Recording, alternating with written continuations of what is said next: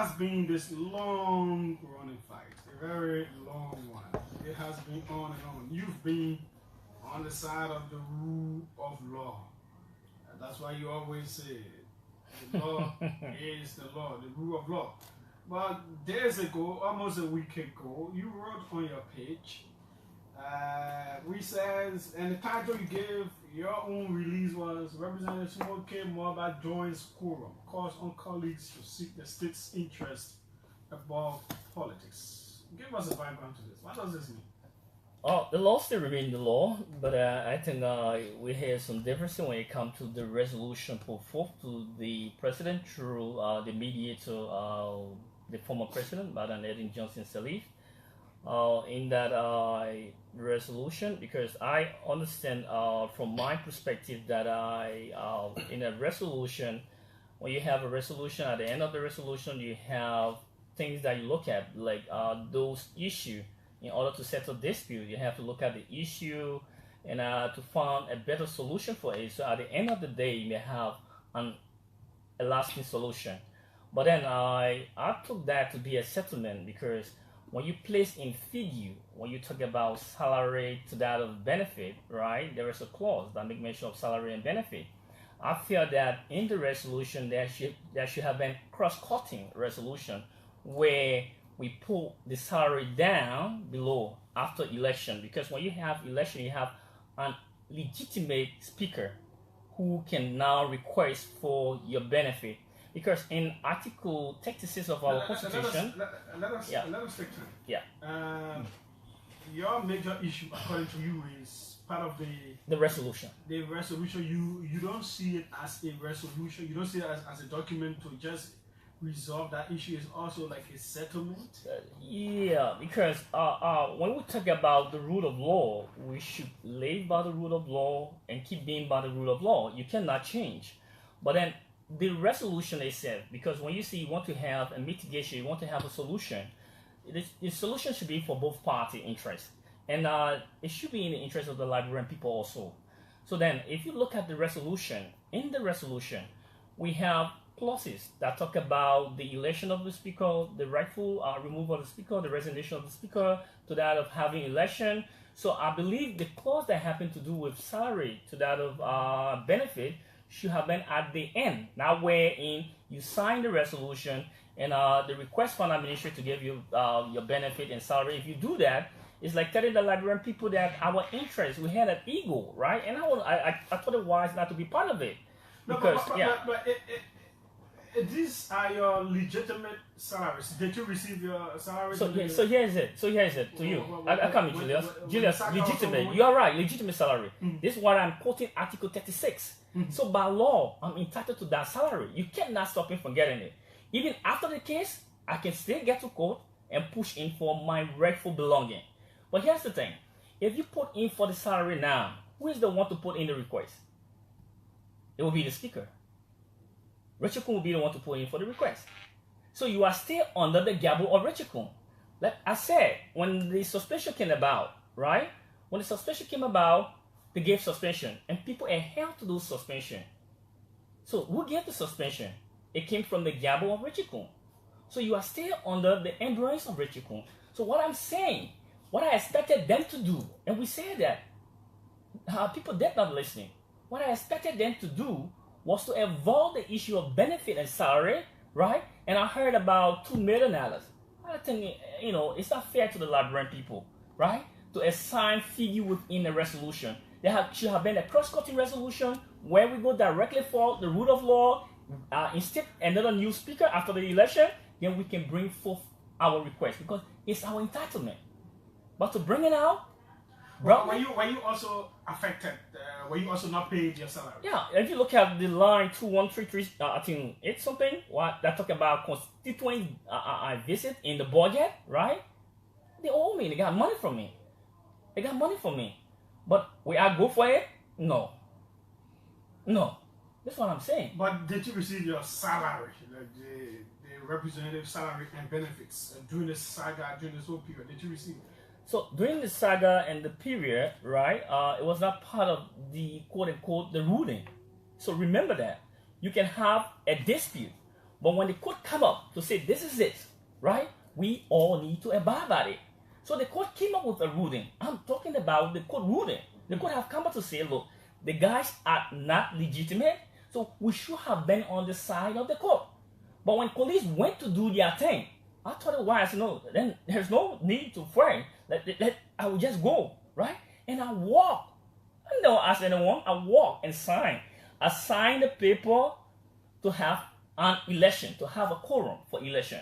So I expect an election on May 13th of this month, right? There should be an election. If there is no election, then we will put up the resistance to have election during our debates. Yeah. I was told that there should be a transitional team, perhaps headed by the deputy speaker, and then the issue of the election will come in, and people will come up and campaign. And then after for some time, you are going to an election. That's the rule. We have 60 days, where you have a transitional team headed by the deputy speaker. For 60 days in between, we can have election. Yeah, that's the rule. Now, so the main point of your contention is the inclusion of financial issues within the resolution. That's it. But from the side of some of your colleagues who were affected, who were suspended, and the court deemed those actions are ultra-virus, not constitutional. So what the court said, they were wrong. Yes. Yes. So they think it is okay to include within the resolution the payment of their legitimate salaries. How is it? I'm still trying to see how is it really wrong. Yeah. So the thing here is this. First of all, we are aware that our focus is on the rule of law. And what makes it wrong is that who is the one going to do the request? Definitely the request will come from the one who you complain on. Okay. You got my point. So when the request comes from Richard Kuhn, Honorable Kuhn, it tells us that we are still not following the rule of law. Because he's the one that the government is working with. So then why can you join him now? Since you are going, why can you join him? You are saying that this guy, everything he did was ultra-virus, he's not legitimate, but yet instead he trying to put in request for you. So I'm saying no, that's wrong. That's wrong. Okay, I get your point. Now, let me go back to your post. There are some critical points that you made there.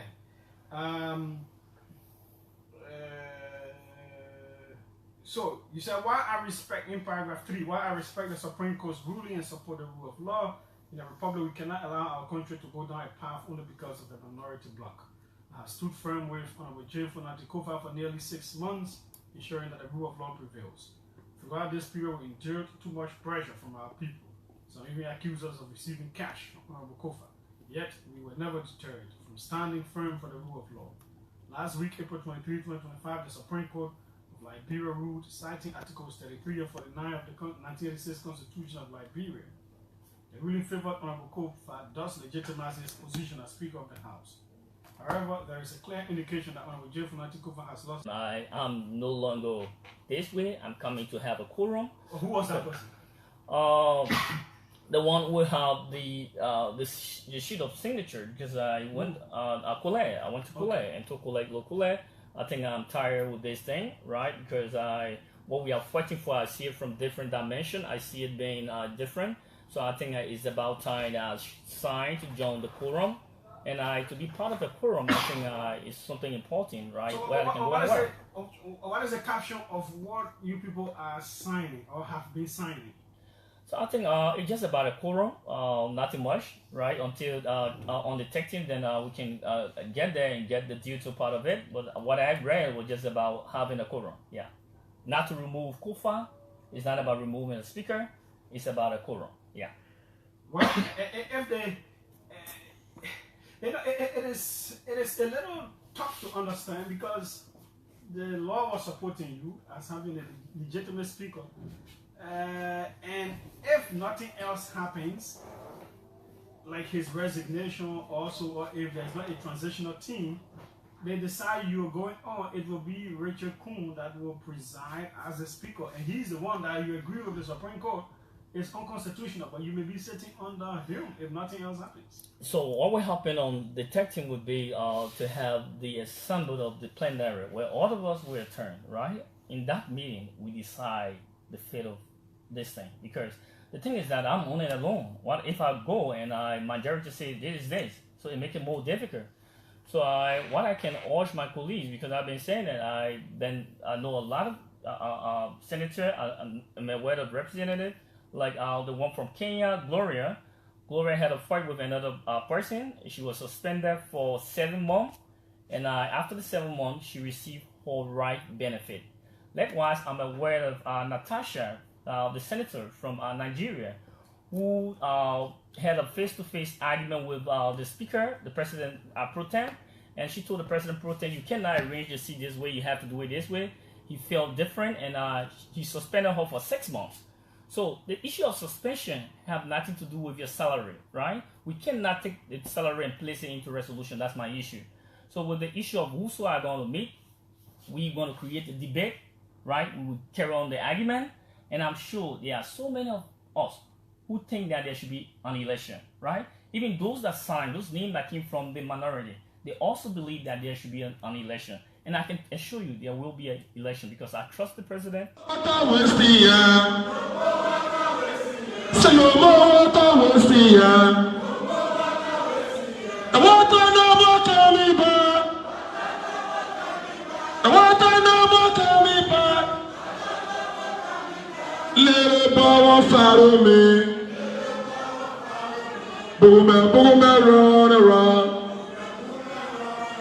We are marching into the fire. We are marching into the fire. We are marching today for the sake of Liberia. Oh, so my mother is there, my father is there, my children are there. When shall I see my? When shall I see my?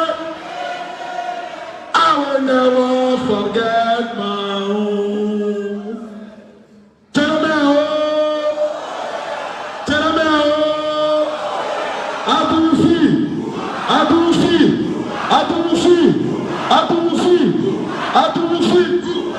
we don't care what they say. We don't care what they do.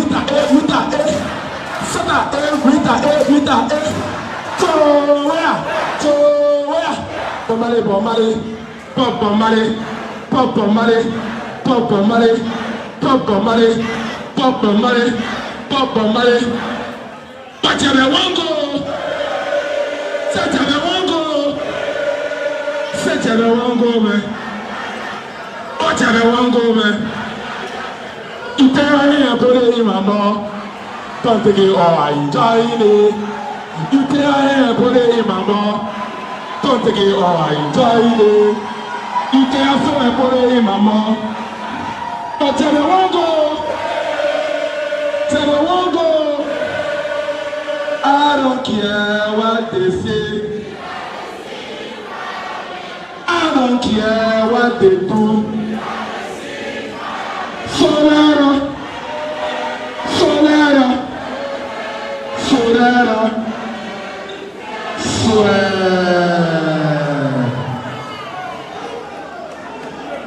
Folks, we'd like to say many thanks to all of you for following us on Today Liberia. Thank you so much. Have your seat. That was some performing there by the firefighters.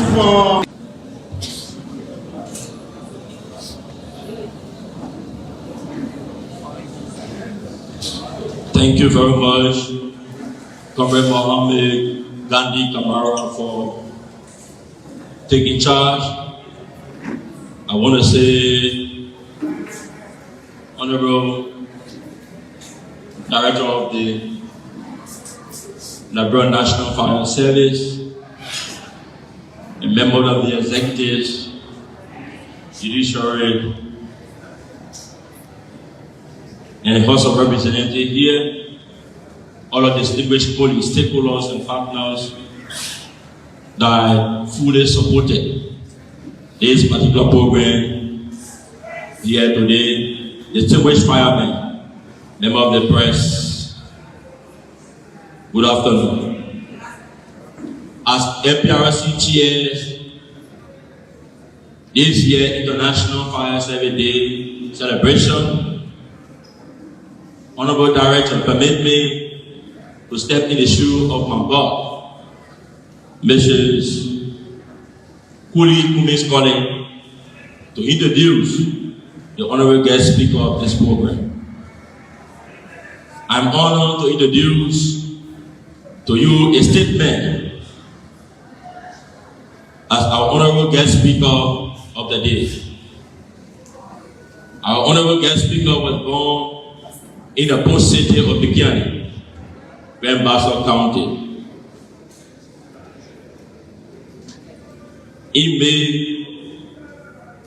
of late 60s.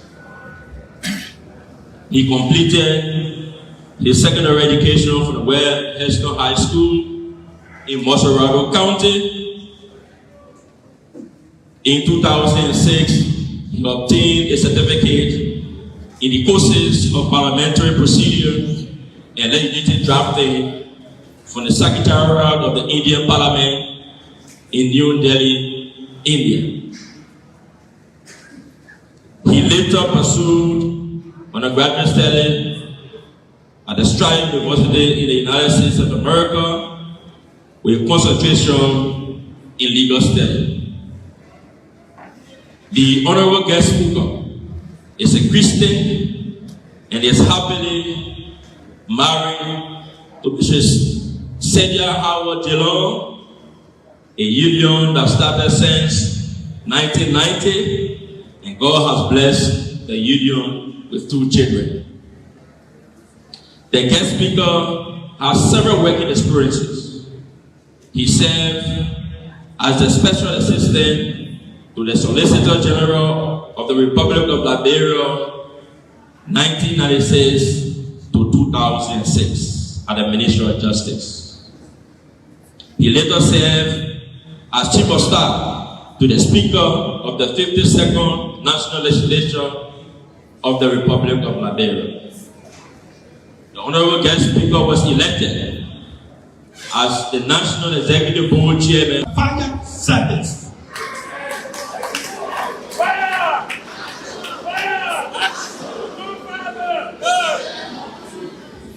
The legislature passed that law.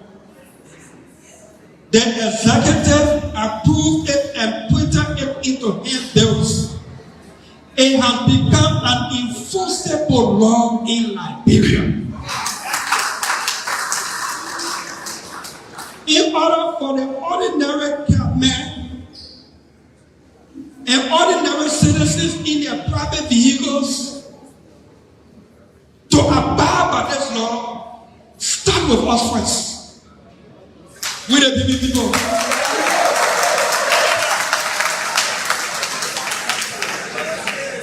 That law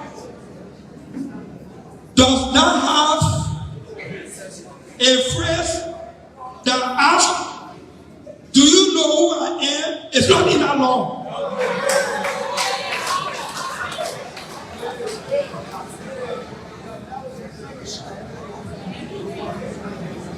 Mr. Director, and your brave firefighters and brave firefighters across the country. The day you impound the vehicle of one of us, quote-unquote, big people for violating our law, they tested the whole fire extinguisher. The private car will buy fire extinguisher. My one vote, the day you put one of us lawmakers, you empower our cars because we are not implementing the law, respecting the law, and they call you for contempt, they will meet us on the door.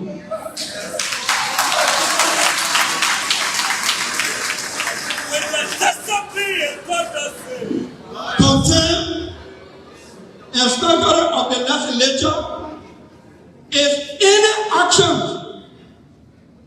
that will obstruct and or impede the function of the legislature.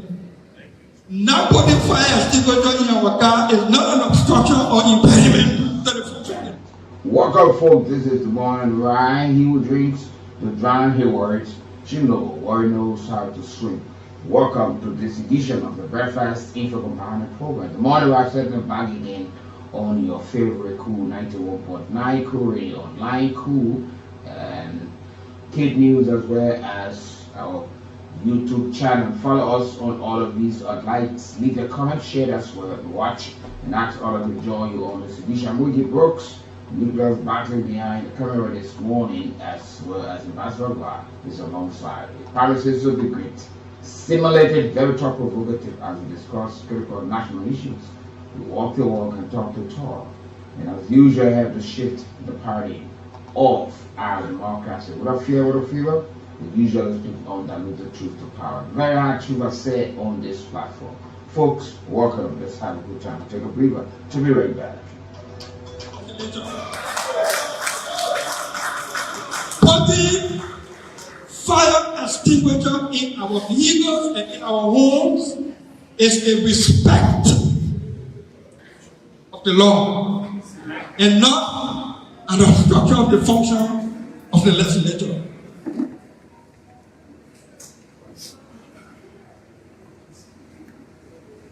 And as I said, we'll continue to advocate. Yet, the role of the government is not enough. You, the citizens out there, we must also be partners in this cause. When you sit down in your community, you let it put baby in all the alley, and you wait behind. When something happening to your house, God forbid, no way for the fire truck to reach there. Then when I'm not talking to government official again, I'm not talking to you, the brave firefighters. I'm speaking to we, the citizens, the public, and I'm speaking to you since you're not yet through the media. We, the citizens, must be partners in this cause. From household fire extinguishers to workplace drill, from reporting hazard to obeying the preventive measures. Thank you for joining me on this edition of the Morning Ride. We certainly here again this morning to talk some national issues as it relates to all of what happening in Liberia. So if you are there, we are certainly here this morning. Folks, welcome. You know, we will always talk about peace as usual. We start a little routine of peace as Liberians, and that's how we develop our country and move Liberia forward. Folks, wherever you are, I'd like to say to you, across Liberia, it's time that we maintain the peace and carry on our contribution and growth of our country. But it's always good to be here on this wonderful Wednesday. As a matter of today is the 7th in the month of May, and the year stands at 2025. But it's always good to be here to see all of you being part of the program. Please watch, follow, share as well on this edition of the Morning Rock. It comes away Monday to Friday, 7 a.m. to 10 a.m. every weekday. Okay, we certainly hear again, Liberians. There are a lot of things to talk about this morning. There are a lot to talk about this morning. You know, we'll start off with this issue of there are 3 things we're going to be talking about this morning. We'll talk about the issue of drugs. We're going to talk about what we spoke on yesterday, Tuesday, and we will certainly again talk about a new job entity has been created, the largest poultry in the country so far, that will employ hundreds of Liberians and will be producing eggs.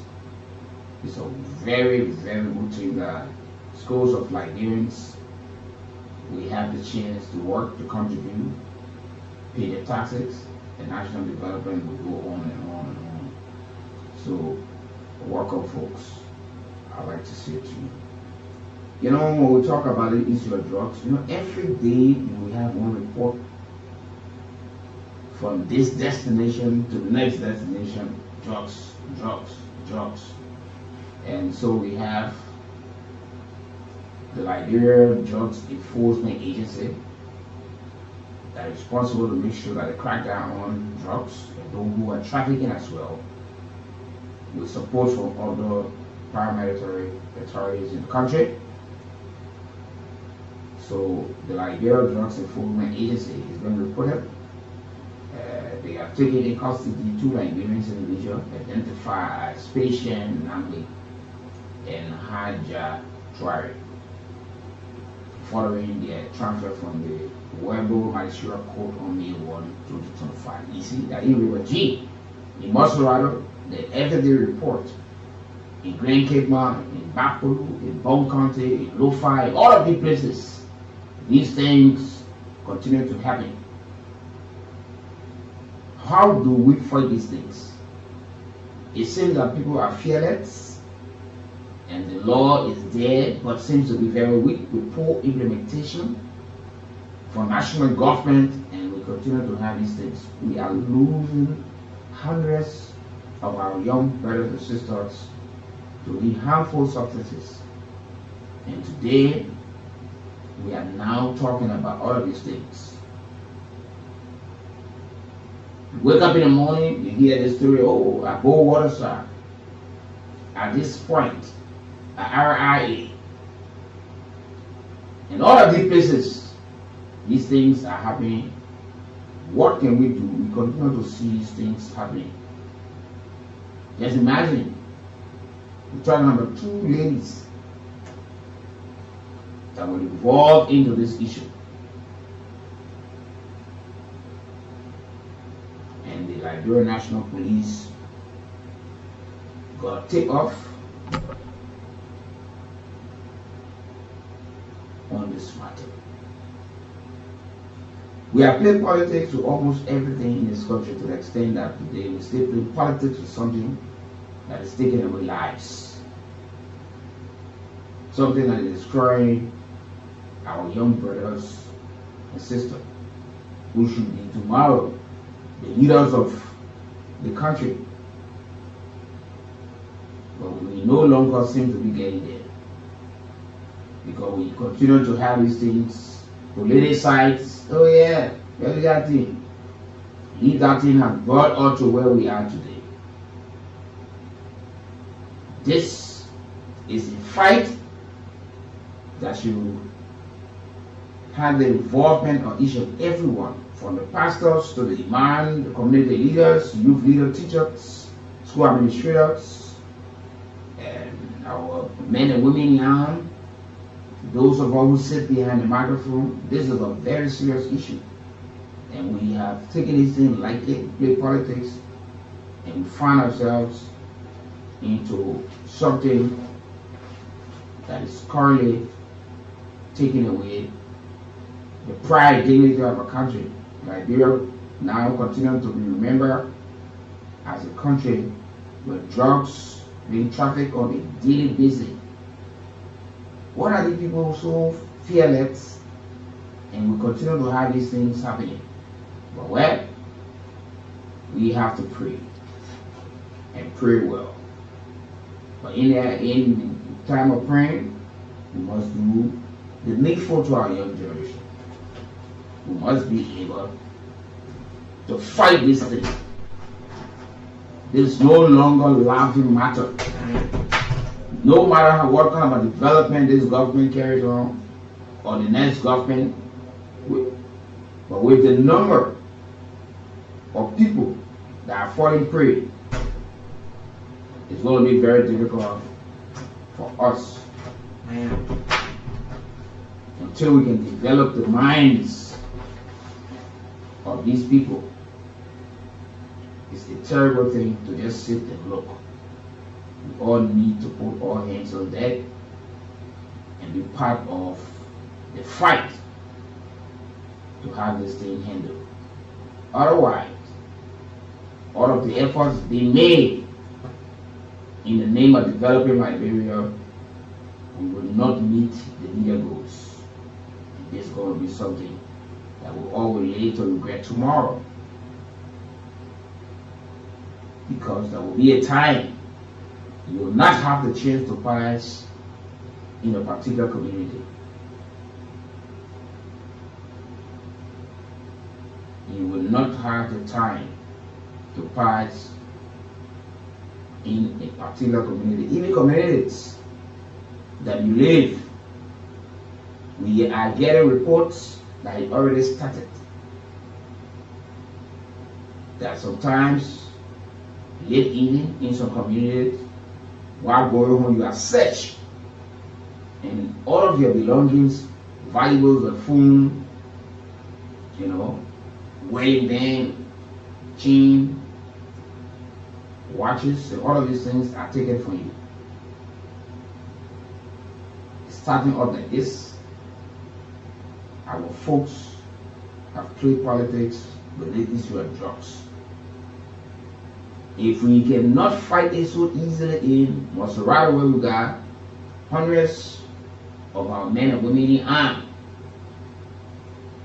than any other parts or any country in Liberia. What more about the legal counties? What more about Riverside, Grand Crew, Sino, Maryland, Lofa, and all other counties? We're looking at these things, but it's catching up with us. It's worrisome because you and myself tomorrow might just not have the chance to get there. Let's start playing politics with the issue, with the fight against drugs. This is no longer a joke. This is no longer a laughing matter. It is a concern and should be treated as a national emergency. The government invests hugely into the rehabilitation program and support to all other individuals or institutions that are currently fighting this thing. This thing that we are all looking, this thing that we're trying to play joke with, this thing that we're trying to play politics with, something bigger is about to happen. When it reaches a point, there will be folks who will be walking into your homes and telling you, give me all of what you got here. And nobody is exempted or free from this matter. You can be minister, you can be representative, you can be senator. When that point in time comes, you will be looking for people to help you in that process, but there will be no help coming. People will be pulled out of the vehicles and it will be driven away. The numbers are increasing on a daily basis. If we cannot help one, but or want to help the next person, we will get hurt in the process. Walk the street as early morning. You see young people with all of the potential. They will take all of those things to the grave with them. Those talents, those gifts, they will take it to the graves. There are books that should be written, not one or two of them, but they will not have the chance to write because they're in the word of their own. And we sit, we watch them. We play politics with, hey, oh, that the other person brought it. That the other person did this. That the other person brought this. We make some out of it. We do all of these things and we laugh about it. But it reaching a point. There are songs that should have been sung, but those who should have been the ones singing these songs are the ones who are sleeping in cemeteries, are the ones who are sleeping in market kitchen, are the ones who are by the sidewalk, wearing clothes for 2-3 weeks and cannot change it, cannot even take a bath, cannot even go to the barber shop. There are folks who should have been the next Ellen Johnson Sally, our former president, our first democratically elected female president. They are there. There are kids who will never know the mothers or the fathers because our sisters, our daughters, our mothers, our aunts are giving birth to these babies for little or nothing. They are sold. Sometimes they even go and give these babies to somebody, say, please help me, I'm going to get this thing, and run away. And that person will take care of that child. That child grows up not knowing his or her mother. And we overlooking this thing. Not a single family can say, look, whether directly or indirectly, we all have to fight this thing. We all been affected. Political leaders, our key political actors, our representatives, senators, who have time, take up the time to say they're going to feed these people. That's not the solution. You got to keep talking. Government, we must put action into place that these people who are trafficking the drugs be the main target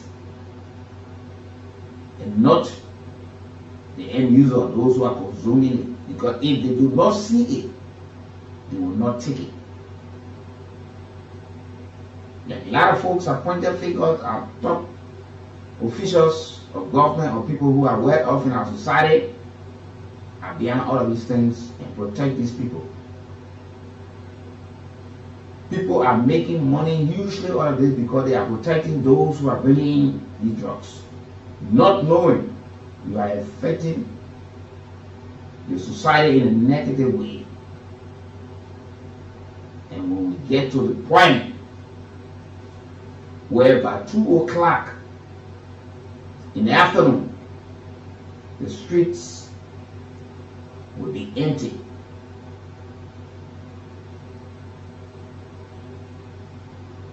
Because people will have to run home early to be safe from those who are fearless. They have consumed something that tells them anything, do it. This is not about the Liberty Party. This is not about the CDC. This is not about the Unity Party, AAC, ALP, UPP, Two-Way Party, and all of the political parties. This is about Liberia.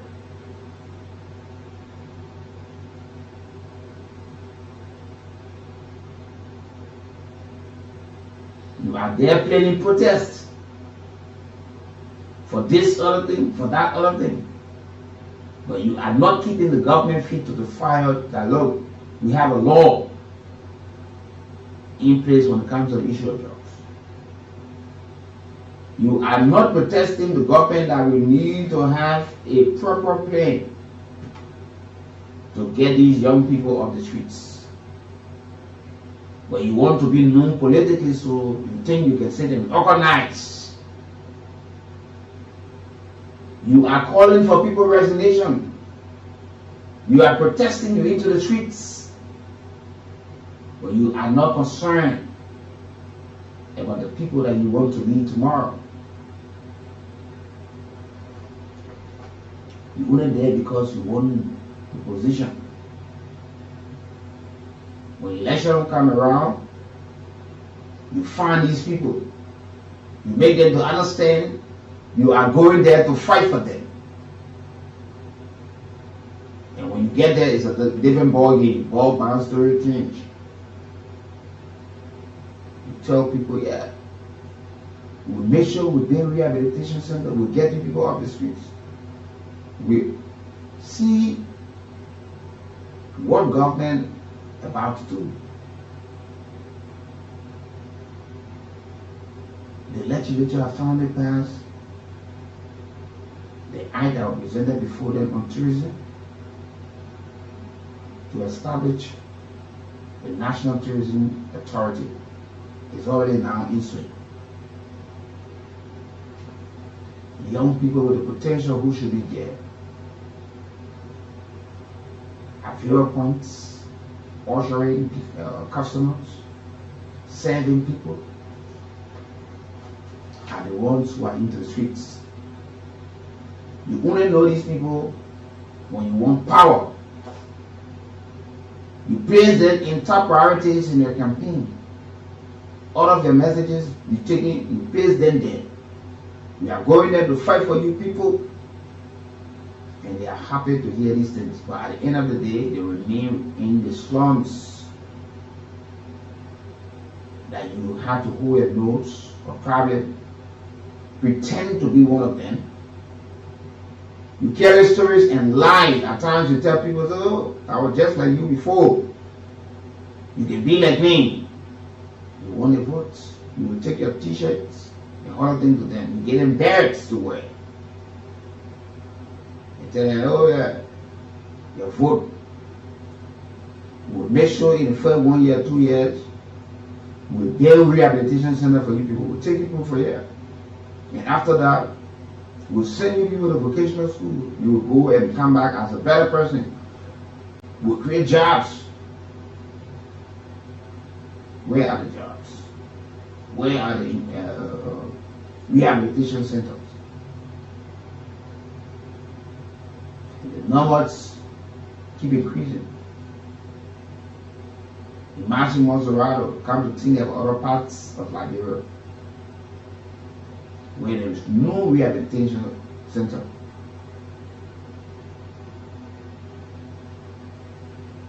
See a young man walking, his eyes closed, high on drugs. The young man will stand and lay on the wall and start to sleep.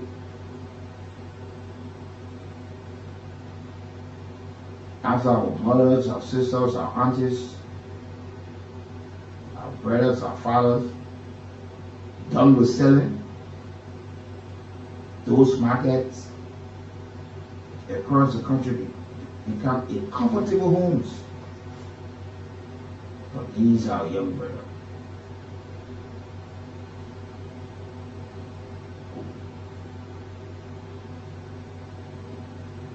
The skills, the talents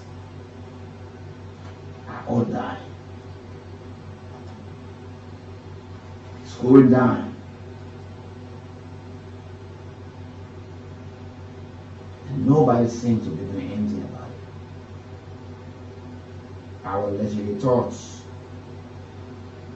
who passed the law, what are they doing about it? We should be asking state authorities What are the issues?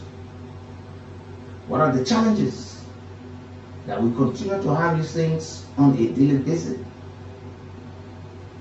The proliferation of ghettos. Show one community that you will not find ghetto.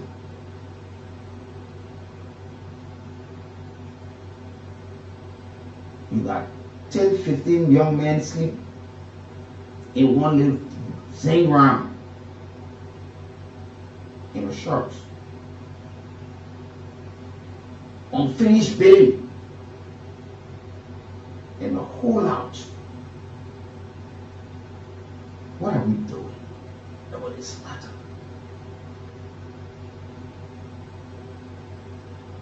We got all of the strength for politics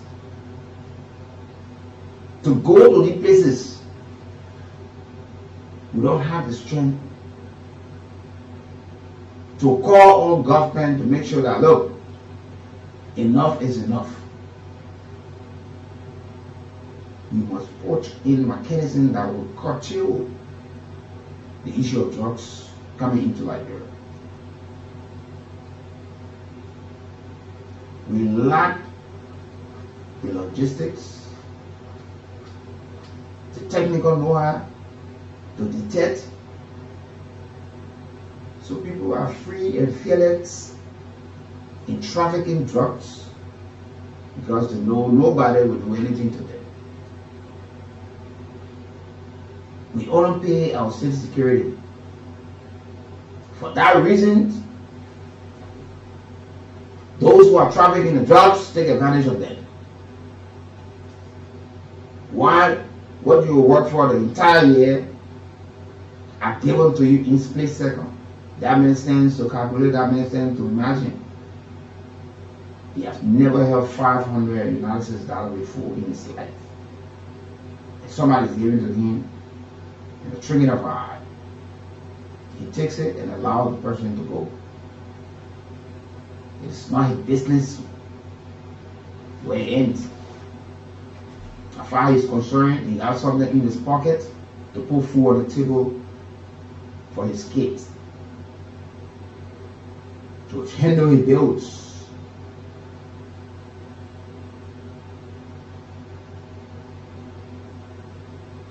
If we must fight this, government needs to invest hugely into this fight.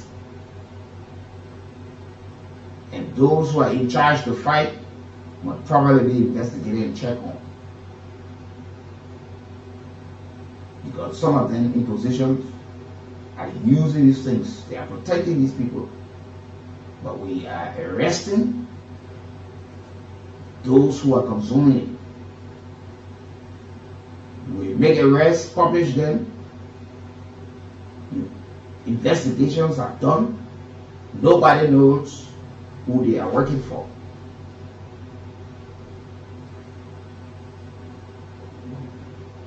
But when you through the investigation, when the names are called, you take advantage to collect money for you and your family. And after a couple of days, you release the suspect.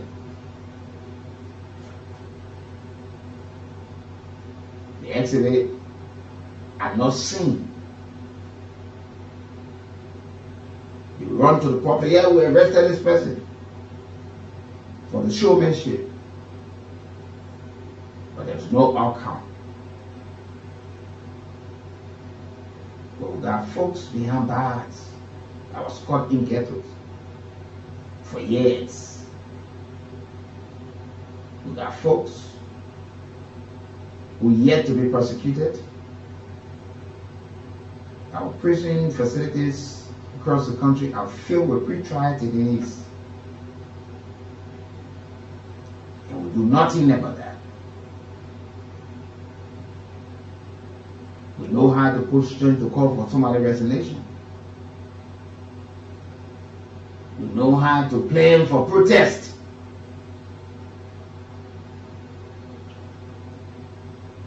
We know how to tell the motorcyclists to tell their friends to be prepared to turn out in the number, bring your water.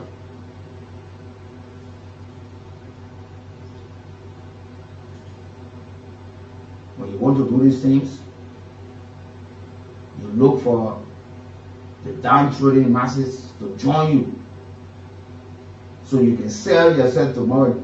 Tell people that you fought for this. So our motorcyclists and other folks, don't be used by these people. Don't be used. Do your critical thinking. If somebody asks you to go and join them to protest for whatever reason, look into it and say, what do I stand to benefit? Don't allow no politician to fool you. They are not in your interest. They are not doing it for you. They do it for themselves. They want to be known. They want to score political votes. Don't join them. Tell them to go into the streets. Tell them to keep government feet to the fire. Get the young people out of the streets. MVDC here, other vocational schools across the country. What are we doing? We are collecting taxes. Where the money going? It is not about titles. It's about getting the job done. This thing is too much. Why we keep playing politics for everything? And something very dangerous creeping on us. There will be times that someone will not have the chance to sit behind the microphone because these folks will walk on us. But when you wake up, oh, tomorrow you will be gathering at the other party headquarters. You call in press conferences all around for nothing that will not achieve the intended goal. What are you planning? Are you thinking you want to have state power tomorrow? These are potential voters that are in the slums. That today you can refine, and they will stand in the lines and queue for you and say yes. Don't wait for election before you go there. Some of you made a lot of promises. You said upon your SNS the issue of drugs was going to be wiped away. It is reaching the peak that whatever government comes to power tomorrow will not have the chance to fight. We didn't fight it yesterday. We are not fighting it today. Definitely tomorrow we will not have the chance to fight.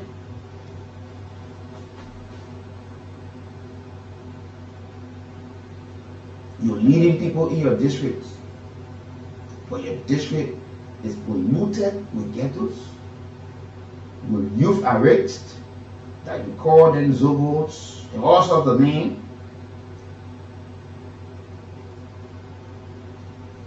When you're in your happy time, when you want to campaign for a position, so when you even take the rich, you go into the ghetto. When you guys are smoking, taking the drugs because you want to vote, sometimes you put yourself into it, you get involved. When the guys are smoking, you say, yeah, give me take one drag. You make them to understand now because of politics, you bring us story. You say, like, being here, I get smoke, man. When I was smoking, you know how many packs of cigarettes I was taking a day? You know how many jump? You know what kind of drugs we're taking? And after all, when you have gotten the votes, they are staying into the same places. Places you went yesterday. Have you gone back there to see? Some of you took out your shoes, your sneakers, across the river. You were doing cleanup in the communities. You're taking waste along with these young people. Today, they are still right there. From homes to homes, they are asking for people to give them time to go and throw away for little money to go and support their habit. But all you do with politics, these political parties in Liberia, I don't even like to even call them political parties. They are fake, they are ungrateful,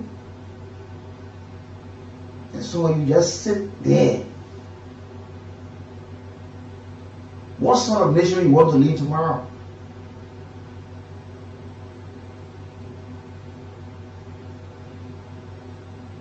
When the next minister of finance, the next minister of labor, the next minister of information, the next minister of defense, and all of these ministry agencies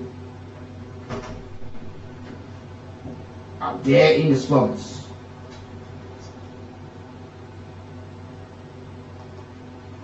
Let me take this break to be right back this morning on this edition of the Morning Ride.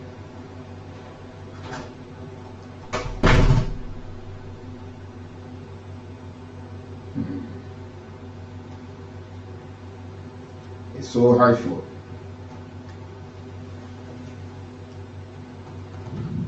It's expensive.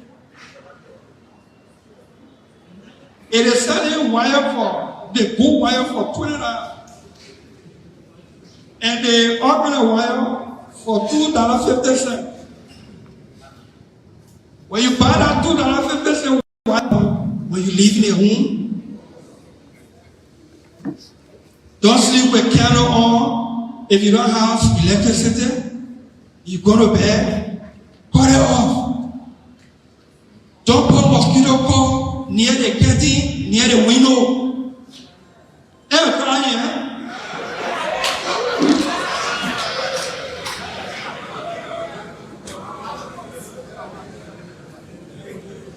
We all have a role to play. A safer Liberia is not the job of a few. It is a responsibility for all of us, Liberians, residents alike. As we reflect today, let us also remember the firefighters who have lost their lives in line of duty. Brave firefighters who have lost their life in line of duty. And for this, may we, I don't let us say ras, because someone raised a ras, may we stand.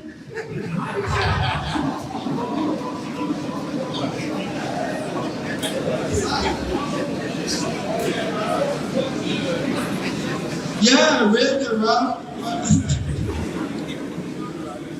30 seconds. Moment of silence, not just to their memory, but to their honor. And we say 30 seconds of silence begins now.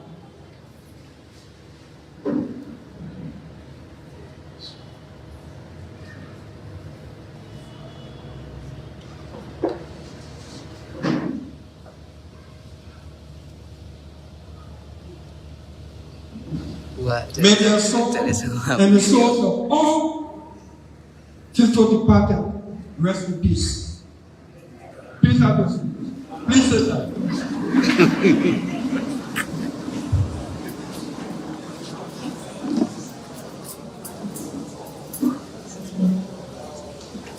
Let their courage and bravery inspire us.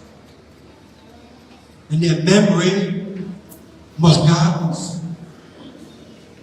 Let us also celebrate those who are still in service to our great nation. You, all of you, give yourselves a hand of applause for your service.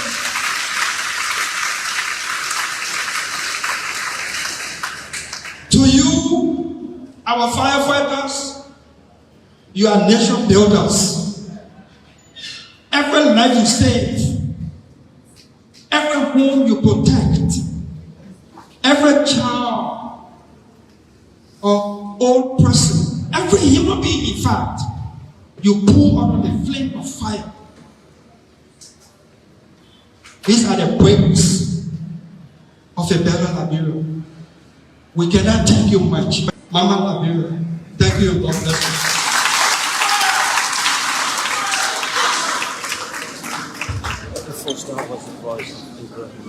Thank you so much.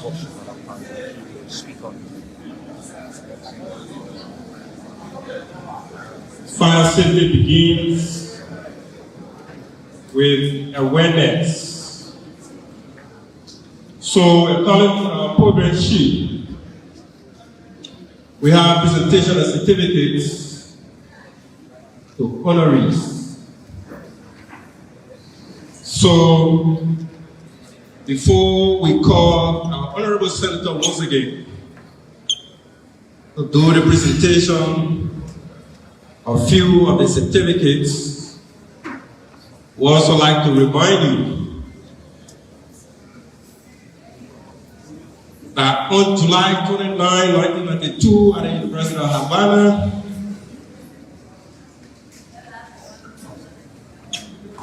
the former revolutionary president of Cuba, Fidel Castro,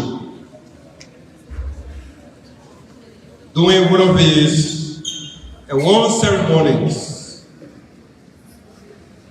he said to the students of the University of Havana that honor truly belongs to those who honor.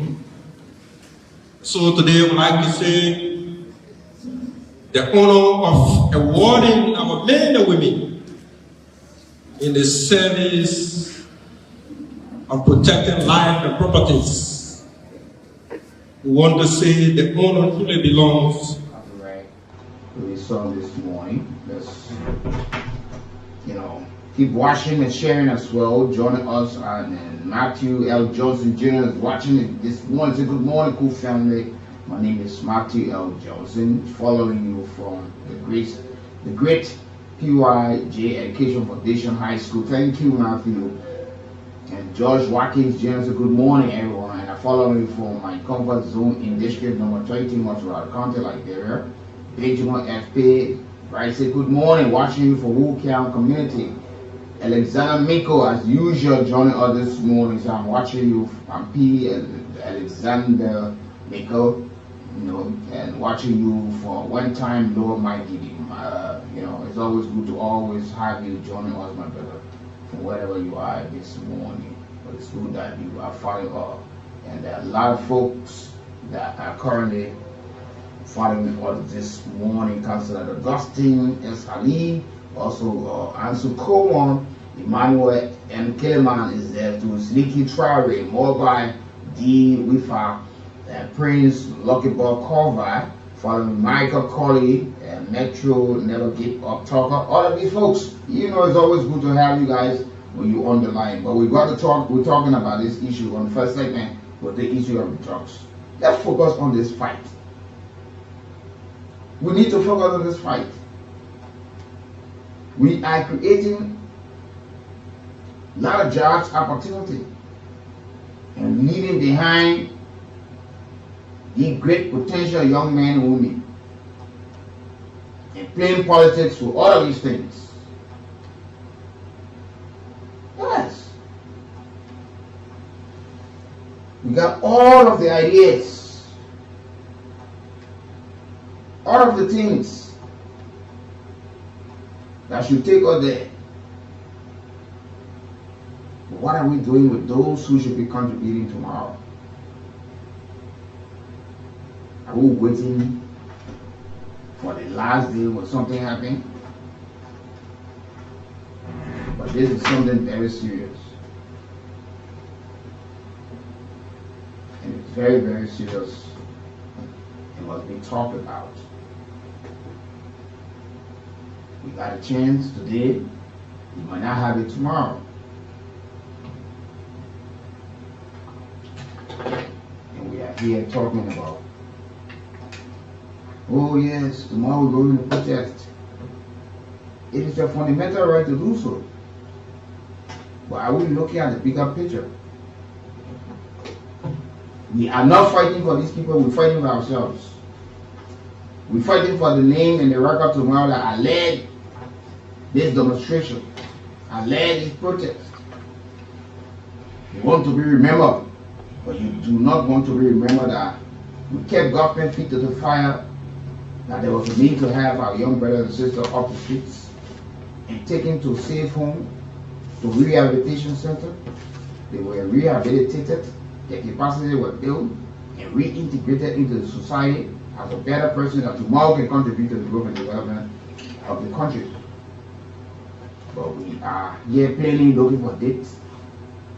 When we go into protest, when we go to black roads, while we're demanding for somebody to resign, we're looking for people nationality, liberty, non-Liberian, and leave the major fight out. You are not asking the question, government, yeah. You are not asking the Ministry of Youth and Sports, what are you doing? You're responsible for the young people. Are you building them? Are you developing them? Why are we seeing more young people on a daily basis into the streets, into the ghetto, sleeping in unfinished building? You allotted money in the budget in this fiscal year, that fiscal year. What did you do? These are some of the questions we expect our lawmakers to be asking these people. They have fixed the signature, they scrutinized the budget. They send it to executive, they pass. They get their share and they laugh and they leave the other people behind. This is something so terrible for our country. Very, very terrible.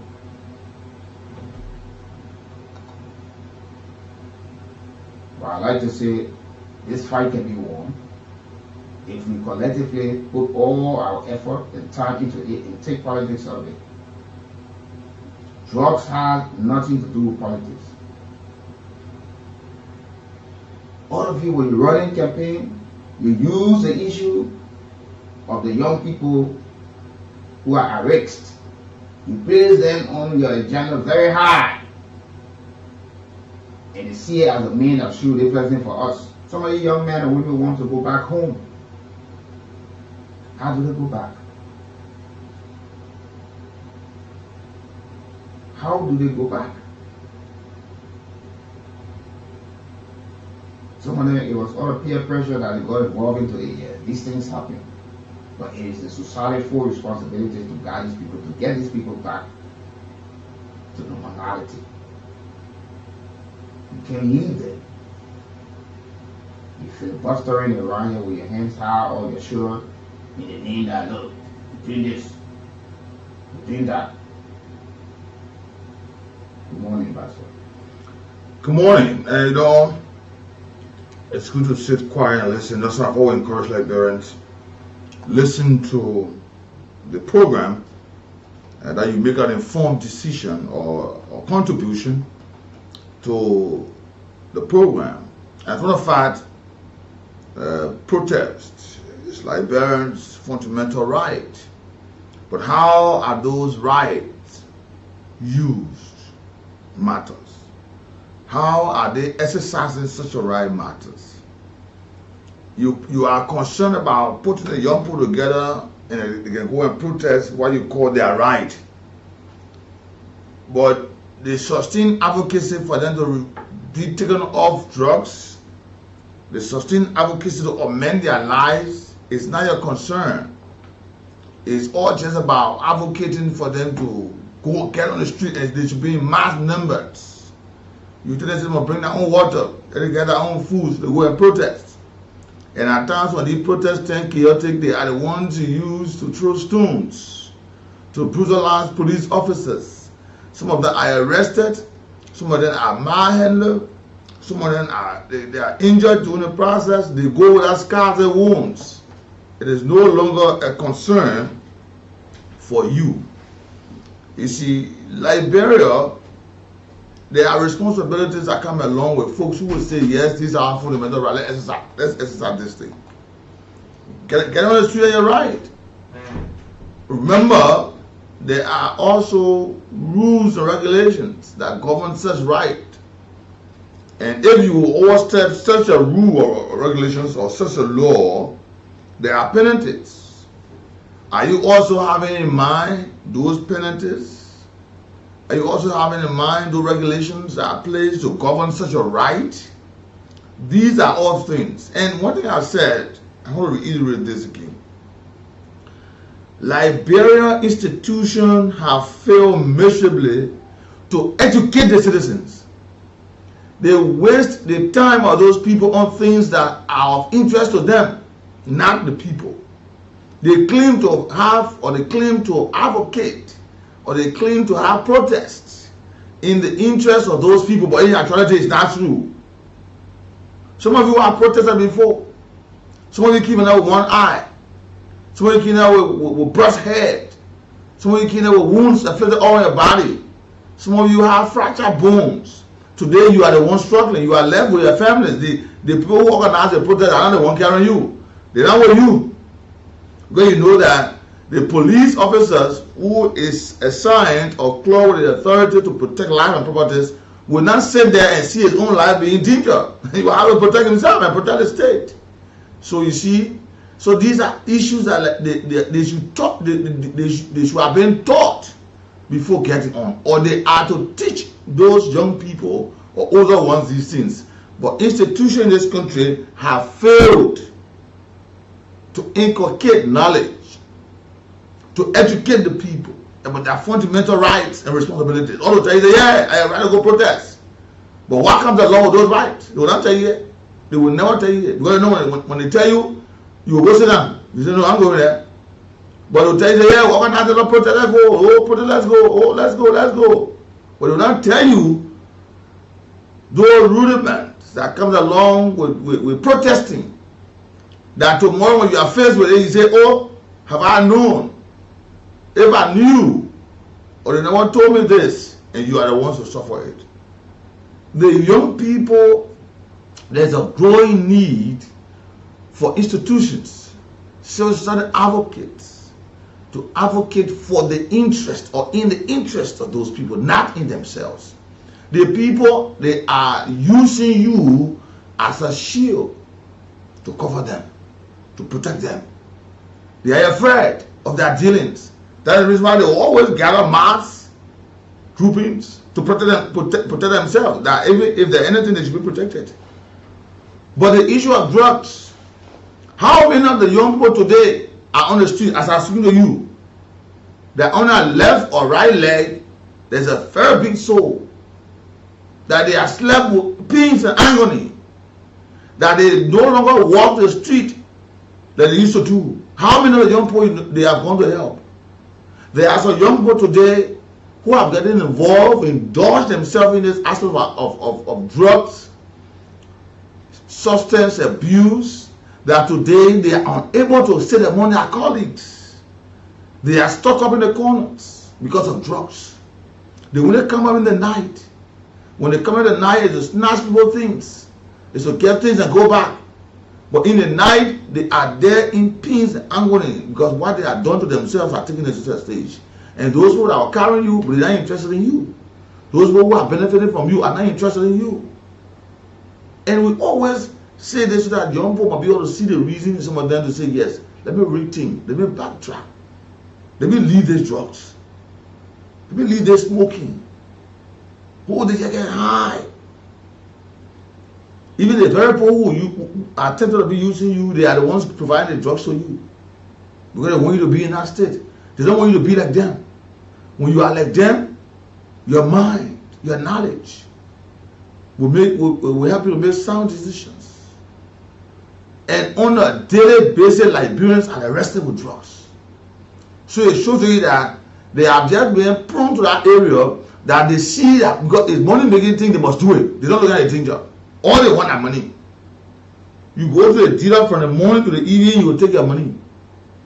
That's all you want. But he's taking your money and bettering the life of his children, his family. But your own life is at risk. Because mind you, your 2, 3 years or 6 months smoking the drugs, it starts to have an effect on you. It starts to have an effect on you. So on you. Someone then say they get such a light, they scrape their hair, so they put it and put it there, so that dish they carrying. So you must just be high all day. Some of them are now having used they have used to the cocaine. They are used to the kush. We have seen these examples. You see now, they are all inhaling. But as soon as the people leave the marketplace in the night, they flock to those areas and they want to sit down. And because they know that when you are out of the state, in that state of mental state and physical state, you want to be like them. We are appealing to young people. And some of you who are smoking drugs this morning, listening to me. Some of you who have gone to bar some, listening to me. Some of you are on your way, listening to me. They are ready, you passing by, you listening to me. Some of you looking for money to go smoke, listening to me. And some of you are trading. You are now in a vehicle going somewhere to trade or to be able to import, to bring some of them in mass quantities. Or you go on your farm. And we will not be doing it to anybody. Did somebody use you to bring drugs in this country? You do it to your own self and your people. That's what I like to say to the drivers. Drive with safety. Because the life you save might just be that of yours or somebody closer to you. Yeah? The person, if you don't drive with care, you will hit might just be somebody you know, or your relative, or somebody closer to you relative. That's what I said to you. Drive with care. Drive with high level of safety. And this is the same thing. You are trading of drugs. You are just coming to harm somebody's child. Only because you must survive in the name. So the people that you want to get the money now, that tomorrow you will be in a position to lead them when they are dead. Who will you lead? Liberia, we have to rethink. We have to, and this thing is not just with government. When you say these things, people are tempted to say, oh yeah, like government. It's government responsibility. Government is there. Government have their side. But the larger responsibility also lies with you who are making that decision. Now you see, there are numbers of young people on the street. And if care is not taken, those young people's lives remain on the street. Where is the future for them? Where is the future for those young people? Are you thinking about that? Are you considering those issues? If the folks cannot think about that for you, you need to think about that. Your children. Say no, my children are not in the Ghana. In fact, I think that my children in Ghana, they in Nigeria, they in America, they all places. But you know what they're doing there? Because why you also doing other poor children might also follow your child on the other side? Why you think that they are in a place more protected? Sometimes you'll be greeted with the news that you just never expected to hear. So this is everybody's business. Imagine I was hearing that another young pastor went and raped a child. I said, what's going on? What happened to people? Mind you, some of these pastors are also involved in the intake of illicit substance in this country. Yes. Some of them.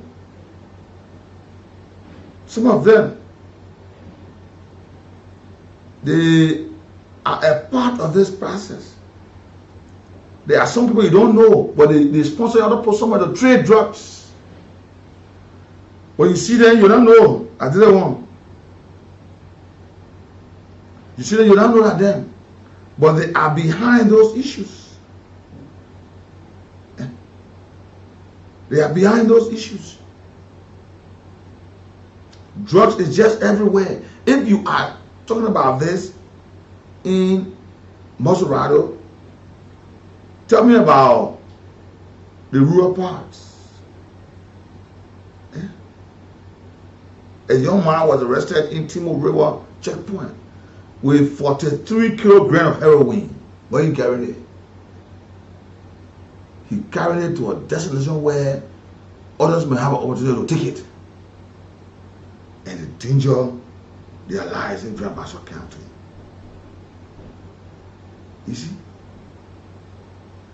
And it's serious. And also to the institution. There are more folks of the LDA, especially this issue of them at a stage where they are just there and also trading and all that. This is serious. And we have to save this generation, and not just our own, but the general populace of our nation. Let me say thanks for joining me, and it's about time we cross over to our sponsor this morning. Let's cross to our sponsor this morning, Marie Maga. Let's go.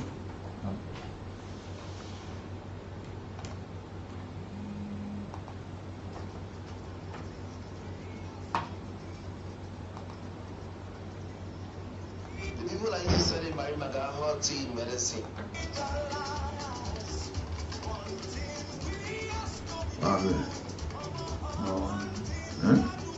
People like you study Marie Maga. One thing we ask of you, one thing that we. The people are into study Marie Maga hot tea medicine all over in Lofa, Nimba, and all of Bon counties. The people finally now settled down in Moserado County. They Marie Maga hot tea medicine here. People in Lofa, people in Bon counties have been buying the Marie Maga hot tea medicine. People with terrible sicknesses, and most of them have been healed and been giving testimony about the Marie Maga hot tea medicine and how good it is. Finally, the people now settled down in Moserado County. Yeah, in Moserado County here, Morovia, Liberia. The people, when you go to Bonafan, opposite Makumba Bendu tissue factory, right beyond the block factory, you will see the people office that they Marie Maga hot tea people. They're going to be sending the Marie Maga hot tea to you. And if you want to buy this Marie Maga hot tea medicine, that's small money. The whole week, 7 days dose is just 5,600 LD. If you buy the medicine here, you take all of the dose, my sister, my brother, all of the sicknesses you've been suffering with gonna be cured. This medicine they call Marie Maga hot tea can take away or kill all kinds of sicknesses, and some of the sicknesses that a Marie Maga hot tea medicine can cure are typhoid fever. Every time you're feeling cold in your body, you're feeling sick, infection, stomach complaint. Every day you complaining with your stomach. You say my stomach hurting, my mom my stomach hurting, my wife my stomach hurting. Even women that cannot see their period, the medicine they call Marie Maga hot tea can solve it. A sexual weakness, you can't do your homework go, you come home working, or you go somewhere, you come back home, you can't do your homework go. Your woman tells you say bad limit man, sexual weakness in both men and women. They Marie Maga hot tea, they can cure it. Numbness in the body, eye problem. Every time you complain with your eye, you can't see clear. The Marie Maga hot tea can solve it. It can cure it. Also, every time you complain with your stomach boiling, you can't eat pepper, you can't eat this one. Also, the Marie Maga hot tea can solve it. It can cure it. Rheumatism, back pain. Every time you complain with your back, my back hurting, pain in my back. Marie Maga hot tea medicine can cure it. Diabetes, the sugar problem. This Marie Maga hot tea can cure it. Skin disease and many more. Marie Maga hot tea medicine can cure all these problems. Here are some of the testimonies of people that Marie Maga hot tea medicine has cured, and today they are free and living happily. My name is Sisi Galima. Okay. I live in Kolahu, Kobasile, Kisi. This medicine have done well for me from Monday to this Monday, making it 1 week. Okay. The first of all, typhoid have been disturbing me. That even it have taken me more than 5 years. I don't take bath with cold water, but this medicine makes the way I sweat, the heat coming on fine. I take bath with cold water, and I'm fine in the body. And also, even my outside have not been too clear, but it makes now I can see a distance, seeing very clear. And also, as a man, it makes me active, sexually active. I play my game number 1. I used to always play weakness in the defense, but now I'm strong. If I can leave on the defense, go school and come back, which is my sexual organ is very active. That's great. As a young man, I'm moving strong. All of my joints that have been hurting my waist, everything free. This medicine is very good. It's natural. It's very good. It don't have any side effect, but it do it well perfect. My mother was sick. I've been spending money from hospital to hospital, but that time she almost died. I listen for my people and they keep. And when I hear the news over here, I have brought her. Well, I tell God, thank you. She well. And even my auntie, they call Yene. She was saying she was not working good. She was in the same church. And when I told her, people coming here, they give testimony. All right. So they blessing me. And that's when we were supposed to play with. Even my mother had testimony because she was not working, she was not talking. When they did testimony, people see what I want to do. Every time people when they come here for their medicine. Okay. So they medicine, but they're doing well. My Oma, yeah, she was not working. Our baby in the house. She was not coming outside, but now she got washed, she go in the bathroom, she pay for sex. She was not ever asking people. I was gonna give it a bag and you get a go out. The baby call about okay. Now I studied in the for away you. Can I hang on the little food? Now can no mama, can no mama, can no mama. I can no mama. Mama can. Oh, mama, I can know mama. Well, I was suffering for 7 years, going up and down, no way. When I heard about you, I go to Foya about the medicine from buying this medicine. I'm feeling healthy than the way I was before. So my people who listen to me, the medicine, the good medicine, that make me to be alive today, got the first, second this medicine. So what kinds of sickness you are suffering from? Our foot problem. Foot? Yes, my foot problem. Okay.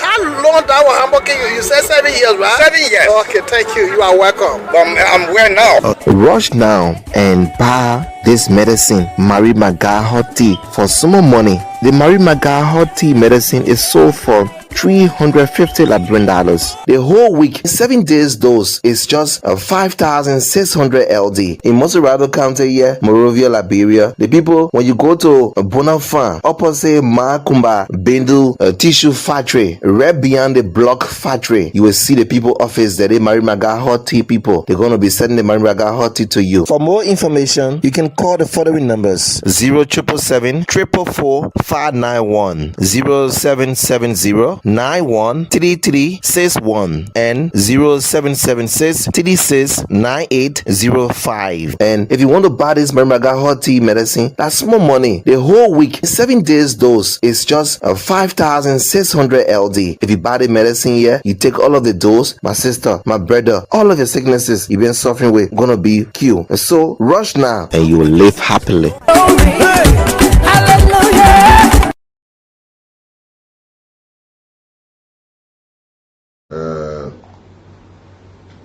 Moserado County, so it's now in 4 counties, as a matter of fact, in Lufa, Sosa, Vanjama, other parts, Kolahum, Foya, in Bon counties in Banga, with plans to establish other offices into other parts.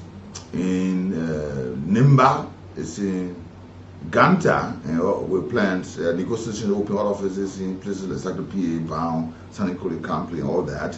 And now it's in Moserado County and Painesville, Banaz Farm area, and there are plans to have offices in other parts of Moserado that will have food librarians to access to the product, and also other parts of Liberia. There are plans for this issue here. So it's good that Mary Maga is a supplement. It's good you try it, especially those of you are suffering from sicknesses like asthma, typhoid, rheumatism, eye problem, low blood pressure, some growth, sexual transmitted diseases, ulcer, and a lot more. You can try this product. It's a supplement that is thicker, but it should be hot. That's what they call Mary Maga hot tea. And you drink the tea at certain temperature, and with certain quantity of water. Each packet of it, one is about 350. The entire 1 week dose is about 5,600. So it's important that you try this. And as a matter of fact, we told you that we have a 1 month process. We are gradually going on to the close of this 1 month. Today, I want to listen to people who have testimonies about Mary Maga. I want 3 persons to call me this morning. Those who have taken the tea that haven't experienced. 3 persons. And if you know that you're calling on the line and you come and ask questions, don't call. I'm not saying somebody will call me and ask questions, because I will call a number for you where you will have to call that number and ask all the questions you want to ask. But I'm saying those who have experienced this product over this 1 month or so period that we have been advocating or carrying this product upon, because our proud sponsor of the morning ride, this segment. Those of you who have experience, who have testimonies, I want to hear 3 persons this morning. I repeat, I'm not saying those who come and call me to say where they play or how much. No, I said those who have experience. So if you have experience about my God, let's hear you this morning. I want to hear you. If you have taken this product, if you have gone there and you have taken it, what's your experience? I would like to talk to 3 persons this morning. If you have had experience with Mary Maga, please. I never said somebody who want to ask me a question. I said who have experienced Mary Maga. Good morning. Good morning, my brother. Yeah, how you doing? Welcome. Yeah, I bless from my name is Ian calling from Marshall Highway. And now this married heart tea that you're talking about, myself went to a place where I was sick complete 1 month, my brother. I bought a fresh dose, which is a 7 days, and I paid 5,600. Yeah. I'm okay. That first week, my brother, I got power. I'm okay, and I got this money again. I went out because it was not sufficient, and then I bought 10, and I bought it. The 10 yesterday is finished. I'm feeling okay, and I was asking God so I can get some more money for me to go back for some more tools again. I got power. Okay, yo. Thank you, my brother. That's good to hear from you. Thank you. And I said I want to hear 3 persons. That's 1, 2 more. Those who have had experience with Mary Maga. I'm not saying who won't ask questions. Because I will call a number, I'll read numbers here that you call, and all the questions you want to ask, you can ask, or you go to the office, you can ask all the questions. But those who have experienced Mary Maga, I want you to please call me. Let's hear you. What's your story this morning? Because we are going the closing of the 1 month period, and we will continue this thing. Yeah, but we want to know just 3 persons this morning who have experienced Mary Maga. Good morning. Yeah, good morning. Yeah, go ahead. Yeah, my name is Benjamin Jimmy, calling from Fairtown, Torrey. Yeah, I'm Mary Maga. I couldn't better than that. Because I was suffering from the stomach complaining over 10 years. But I said I started taking the Mary Maga, they are feeling fine. Yeah. Okay. For you people that live off of that, the medicine, they're going to give it up, they're going to pleasure, and they're going to give it the management. Thank you. Okay. Thank you. Let's take 1 more 3 persons. And listening to this, and we'll try to do this to make you understand that whatever product we put our hands on, if you trust your product, come to us. We will sell your products on the shelf. If you trust your product. If you don't trust your product, don't come to us. But we are seeing those who have experienced Mary Maga for the past 3 to 4 weeks now that we have been going through. We want to hear you this morning. Let's hear you, your own experience for the past period in Moscow County. Remember, like I said to you, they are in 4 counties. There are other parts of Liberia, and there are thousands, more than 15,000 of testimonies in counties like Lofa, like Pong County, Nimba, and all that. And you have a growth, you have a sexual transmitted disease, you have suffered from typhoid, you have suffered from asthma, also all of these things here. But if you listen to me this morning and you have experienced Mary Maga, I said 3 persons, I've talked to 2. I want to talk to 1 more person. What's your experience? You are since you took the Mary Maga tea, and they said to you, when you take the Mary Maga, there's no issue of law or other things behind that. The only thing there is, if you can drink, don't drink while you're taking it. If you can smoke, don't take it. If you can take the snore or the slur, or you eat a cola, or you eating whatsoever thing, those will not be good when you take the process here. And you listen to 2 of the callers there, they say they have experienced Mary Maga. I know there are a lot of testimonies, but I want to hear 1 more person on the line. If you listen to us have experienced Mary Maga, just call 0775-919-919, 080-919-919. Okay, before we wait for the last call, let me read some numbers here for you. You heard some of the numbers already been read. Mr. Prince B. Gray Sr. He's marketing manager of the Mary Maga Heart Tea, the Mary for Life Healing Center there in Bananas Farm community, opposite the tissue factory there. Let me talk to this person. Good morning. Yeah, what one? Yeah, the radio small. Yeah. I just want to know because my grandmother wanted. No, I said I'm not answering a question. I said those who have experienced Mary Maga, my brother, I call the numbers that you can call to ask questions. Thank you. Yeah. I said this, you know, so now I want to say to Liberians. Good morning. Good morning. Yeah. But, so then when I was trying to call this morning, and then she told me, say, she's okay. So myself now, I'm going to have my own target now. Stop on the road, the car. I said, go run with it. He had the glass battery. Yeah. When I did talk to all that people over there, he was through me there. So I had to when I called the energy there. Oh, where the other here? He said, man, I put up for the woman, they need to ask, okay, that's fine. Because my man asked the question over video. So it's good, yeah. Okay. Okay. Thank you. Okay, but you greeted by Mr. Prince V. Gray Sr. 0776 369 805 0776 369 805. These are the numbers you call for question. Anything you want to know of a direction whatsoever. And 08888 08888 776 0888 856 776. Call these numbers and the numbers you have heard on radio for direction, for question, and other thing. But it's advisable that you go to the office at Bananas Farm opposite the tissue factory behind the black factory there. There's a road going in. After you cross the road from Kumabeno and Son, there's a road going. So as you just walk about many, you'll see the fence with the banner on the fence. They go right in that fence. That where the Mary Maga will actually serve you, and you can ask all the questions. And when you get a dose, they will tell you how and the quantity of water that you still use and the temperature at which it should be for you to take it. But it's great to have all of you upon. And we know that at the close of the 1 month period, we will have a barrage of testimonies. But today we just thought of 3, and to make you also understand that folks have taken it and they are being experiencing greatness in this process here with the Mary Maga Heart Tea. Mary Maga is our proud sponsor this morning. Before we go, please listen to this again this morning. Good morning, Mary Maga, our proud sponsor.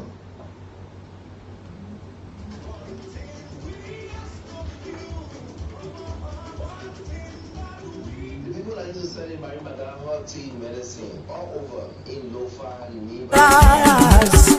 One thing we ask of you, one thing that we. The people are into selling Mary Maga Heart Tea medicine all over in Lofa, Nimba, and all of Bon counties. The people finally now settled down in Moserado County. The Mary Maga Heart Tea medicine here. People in Lofa, people in Bon counties have been buying the Mary Maga Heart Tea medicine. People with terrible sicknesses, and most of them have been healed and been giving testimony about the Mary Maga Heart Tea medicine and how good it is. Finally, the people now settled down in Moserado County. Yeah, in Moserado County, yeah, Morovia, Liberia. The people, when you go to Bonafan, opposite Makumba Bendu tissue factory, right beyond the block factory, you will see the people office that they Mary Maga Heart Tea people. They're going to be sending the Mary Maga Heart Tea to you. And if you want to buy this Mary Maga Heart Tea medicine, that's small money. The whole week, 7 days dose is just 5,600 LD. If you buy the medicine here, you take all of the dose, my sister, my brother, all of your sicknesses you've been suffering with gonna be cured. This medicine they call Mary Maga Heart Tea can take away or kill all kinds of sicknesses, and some of the sicknesses that a Mary Maga Heart Tea medicine can cure are typhoid fever. Every time you're feeling cold in your body, you're feeling sick, infection, stomach complaint. Every day you're complaining with your stomach. You say my stomach hurting, my mom my stomach hurting, my wife my stomach hurting. Even women that cannot see their period, the medicine they call Mary Maga Heart Tea can solve it. The sexual weakness, You can't do your homework, go. You come from working or you go somewhere, you come back home, you can't do your homework, go. Yeah, Omo tells you, he say, by limit, man, sexual weakness in both men and women. They marry my guy, hot tick, they can kill it. Numbness in the body, eye problem. Every time you complain with your eye, you can't see clear. They marry my guy, hot tea can solve it. It can cure it. Also, every time you complain with your stomach boiling, you can't eat pepper, you can't eat this one. Also, they marry my guy, hot tea can solve it. It can cure it. Rheumatism, back pain. Every time you complain with your back, my back hurting, pain in my back. Marry my guy, hot tea medicine can cure it. Diabetes, the sugar problem. This marry my guy, hot tea can cure it. Skin disease and many more.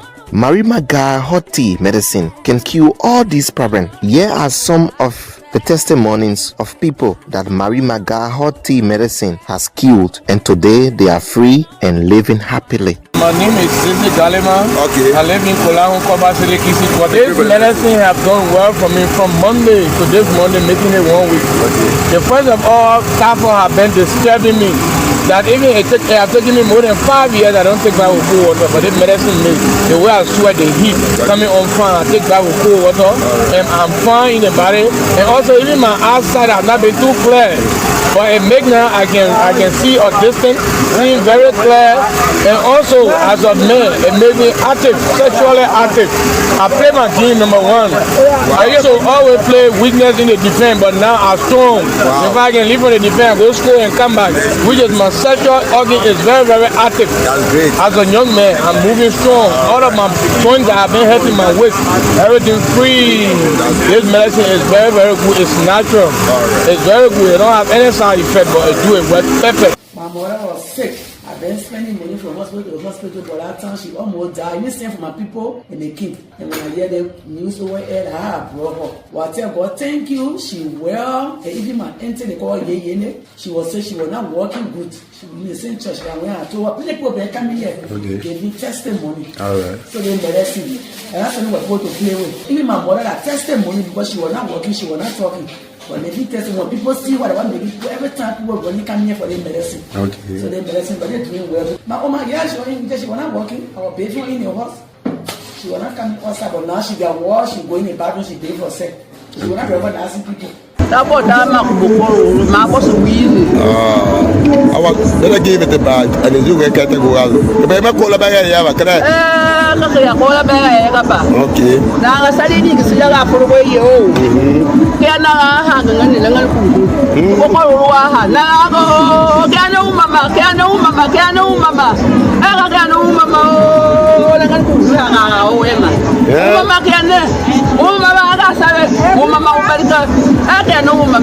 Well, I was suffering for 7 years, going up and down, no way. When I heard about you, I go to Foya about the medicine from buying this medicine. I'm feeling healthy than the way I was before. So my people who listening to me, the medicine, the good medicine, that make me to be alive today, got the first, second this medicine. So what kinds of sickness you were suffering from? Our foot problem.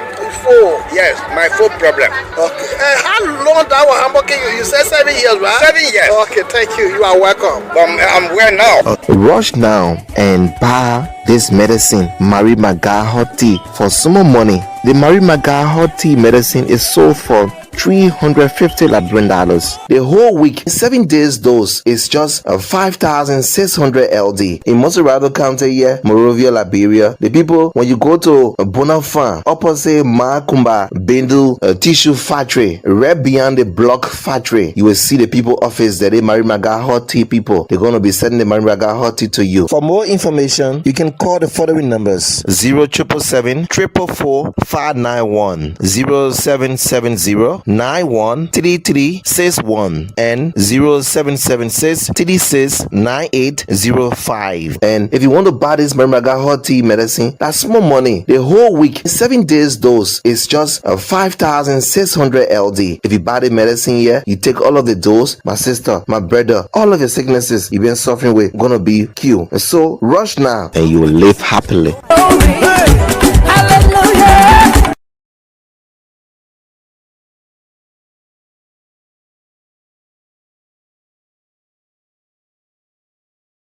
And 385 now in Bombay County, in Sano County, in Bombay County.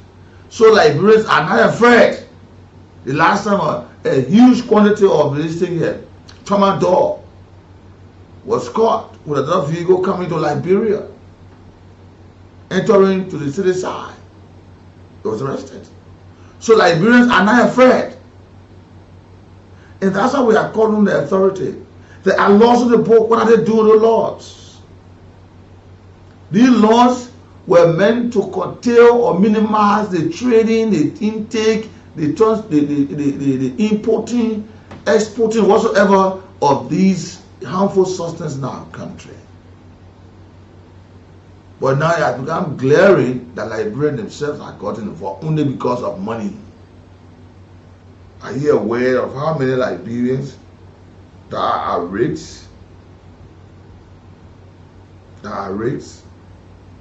With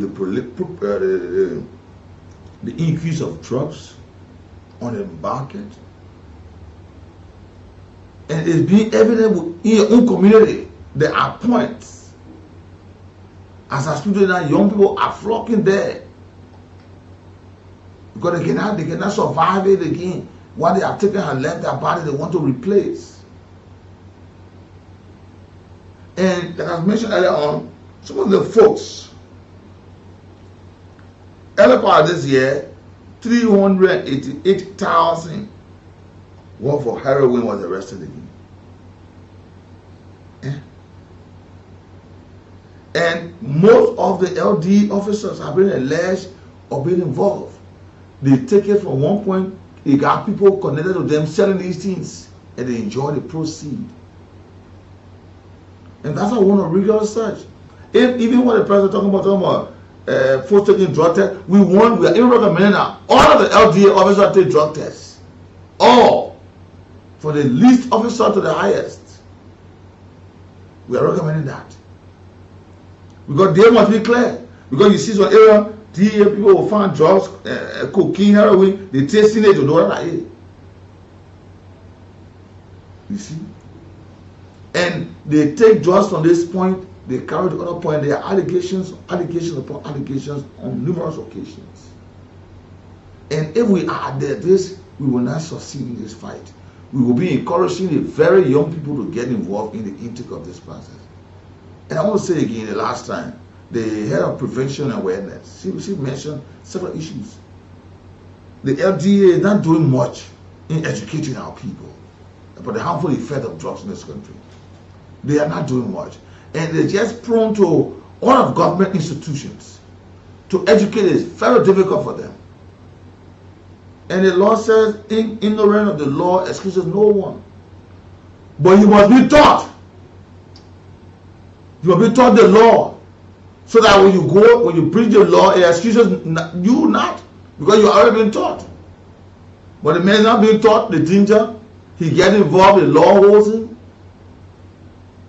Are we setting a trap for our people to get entrapped with this process? No.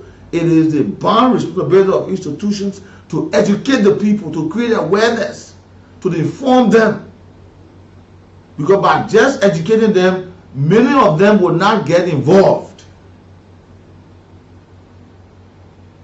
But Liberia is a different case. And all institutions are guilty of this thing. Right now, if you just call one institution, as soon as it's been said about them, that they'll come back and start to react. But they're having all the time to educate the people so the people will be informed. They will not do it. They will say that. But as soon as you want something, then they come back without actionary tactics. That respondent behavior. And it's a good thing. Educate the people. Some of you are doing very much well, but you're not informing the citizens. They don't know what you're doing. Some of you are doing a lot in your institution. And some of you, the Liberian people don't even know whether you exist because they can't hear anything from you. But when I ask you now, you get plenty to explain. But while they put not hearing it, they're not seeing it. Or they're not being informed about it. So this is what our Liberians is a holistic process that all Liberians get involved. Be it a pastor, be it an imam, or a kamon, or a minister, or a committee chairman, and all Liberians, parents, school administrators, teachers. This is the time that we all get involved in this process. The child you save might be that of yours or somebody else that closer to you. Let's go to the lines and talk to you this morning. 0775 919 919 080 919 919 other numbers. Please speak to what we have discussed here, because we want to listen and make a profound contribution. Live. Ambassadors. You're welcome. My name is Carbon Silicon or to the issue. You see, this proliferation of drugs in our country is so serious, and one thing we get to it is we politicize these things. You see, with the education you providing, if others were sitting honestly and listening with comprehension, they will adjure you, they will adjure others to educate our people. All is just government. All is just government. And I sat and listened to you. Clearly, those that are involved, our top government officials, and even those that are seeking for power, they feel this is the only way that they will get their children, our children, into this thing, drug them, get them into the street. At the end of the day, when they are wear out, they don't care. They know at their houses, you will not even think about when they're, and where are their children? They that are involved in doing that to you. Where are their children? They are not in Nigeria. They are out of here. So it's serious. But how be it, God is going to be our side. Okay, thank you. Thank you. Let's talk to our callers for life. Yeah, good morning, Weekie. I'm calling for the TV tower, and my name is Patrick William. I want to say thank you for the show this morning. This is the issue that we have been talking about, and we are also talking about our brothers and sisters into the community. We see the church issues, they are growing massive now because our government officials who are the people who fight this church issue, now those people are the people that are into the church issue. So the first place the church issue is going to be first one is our government, because it is a fact. The place where the weapon coming from, where the weapon is going. So thank you for the show this morning. Thank you as well for being part of the conversation. Next caller, you live. Good morning. You're welcome, sir. Yeah, my name is Captain Before calling from Field Village. Go ahead. Yes, thank you for the program. Yes, the drug issue now is becoming alarming. And for me, I'm a motorcycle race. But most time I will take most of the guy of the living pulling that they just start to war and go. If they ask them for the PPA, they will say, I don't have money for you. And one of the biggest stuff again is this bill. When the guy says this PPA, the officer treating me like this, they just sleep. And for me, most time I walk, they blood, dental, and then do some pattern investigation, check everything. You will see more time when you get there than you get there. You want to go, you want to, you're like, oh no. So otherwise, the government let you do more. They're getting part of our brothers and sisters are ready for it. Yeah, thank you. And on the freeways are terrible problem now. You see the trouble and other places you meet. In the keke, the guys can check your pen, your phone, all of these things. Thank you. Let's talk to other callers. You like? Good morning, Weekie Nah. Please go ahead. Thank you. My name is Mr. Small from the Commandant, this is the Commandant 540. Weekie Nah, let me say thank you. People all reflect the trust issues that we all will continue flagging. It's a serious emergency, like the president said, all over this country. But we need to fight together. Almost every community in the place, in the country, you will find yellow. You will find disadvantaged youth. Like you guys say, do I know that someone know me? So I said a year. Like someone can tell me, say, Josiah come and get drugs, they want to go for you, so let go get on the streets and protest. I thought you should be talking. We will put the government fit to fire and make sure the government build rehabilitation centers. Make sure we rehabilitate our people. Make sure we tell these young people like people used to say, the young boy is separable. But not that. But you're telling me we should join the street and go to steps and go protest and why motorcycle. Then what you really get me first. Motorcycle will get ready. The motorcycle will get ready. So motorcycle, I don't know. People, we don't put here at homes. You think all the people are sitting there for whatever we. You think they can't have fully power? I said, those of you who don't know what you here for, who you are, who you want to be. That's the only thing you do have to be. Almost all young men in the program that's our children. Are we thinking about the children's future? Those are the grandchildren. We need to follow the as a woman to put their feet down hard. In a money they are striving, but the phone go to them, I'm putting up part of big JP. Now, big JP, the original JP, all the guys, these lying being so rich. Our people don't always say, you got to bring 2 million projects. Hospital like me, we need to start from within. Then to where we put in something and bring outside the air family, that's not the solution. We can deliver the solution. Where is that? That's what we can do together. Thank you. Let's talk. Thank you. Let's talk to other callers. Good morning. Good morning, sir. You're welcome. Let's hear you. You're live. Yeah, this is Miles Bono from Police Academy. Miles, go ahead. Yeah, I have some recommendation to make. Go ahead. You know, the drugs issue, they are going as far as entering the Bureau Junior High Shooting Club. I want for the governor of Liberia to visit all schools and carry on drugs tests. My brother, our students are spoiling those days, or these days.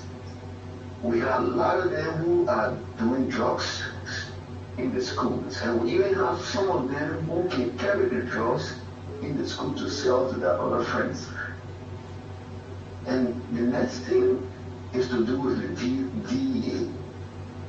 You know, these guys, most of them just on the streets and go and join, and government don't evaluate them. You know, evaluate them. Some of them was drug dealers. They had the advantages over drugs, and they left from the streets. They went to join the DEA just in order to get an opportunity to sell their drugs. So I urge the governor of Liberia to carry on the rapid drug test among all DEA officers, even including the Liberia National Police. Thank you, my brother. Thank you for being part of the conversation. Let's talk to this caller. You're live. Good morning, sir. My name is Emmanuel for my sorry, I can't do what this job is. You can't hold on. You have to call back. You're not on a variable line in that restaurant. Good morning. Yeah, good morning. Yes, sir. Go ahead. Well, thank you for the discussion this morning. My name is Nathaniel Thomas Sankara, calling joining from Central Morocco. No, son, go ahead. Brother, this morning, you know, our country, let me just say, our country is very bad when it comes to the issue of drugs. I mean, if we go on Central Street, they have legalized drugs. If we go on Kelly Street, they have legalized on drugs. If we go Trenchtown around Miami Beach, they have legalized drugs in those communities. I mean, drugs is everywhere in Division number 7. The biggest drug selling in the country right now, the DEA knows very well. They will go there and go to the hell, collect money, and just leave in the graveyard.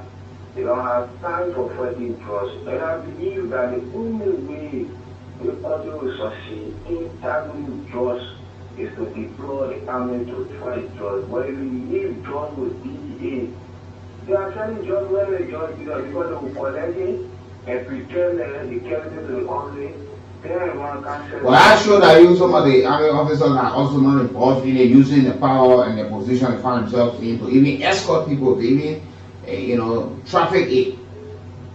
For the level of respect we have for the army in this country, I believe they will do a great job when it comes to tackling drugs. But the BE can't make it.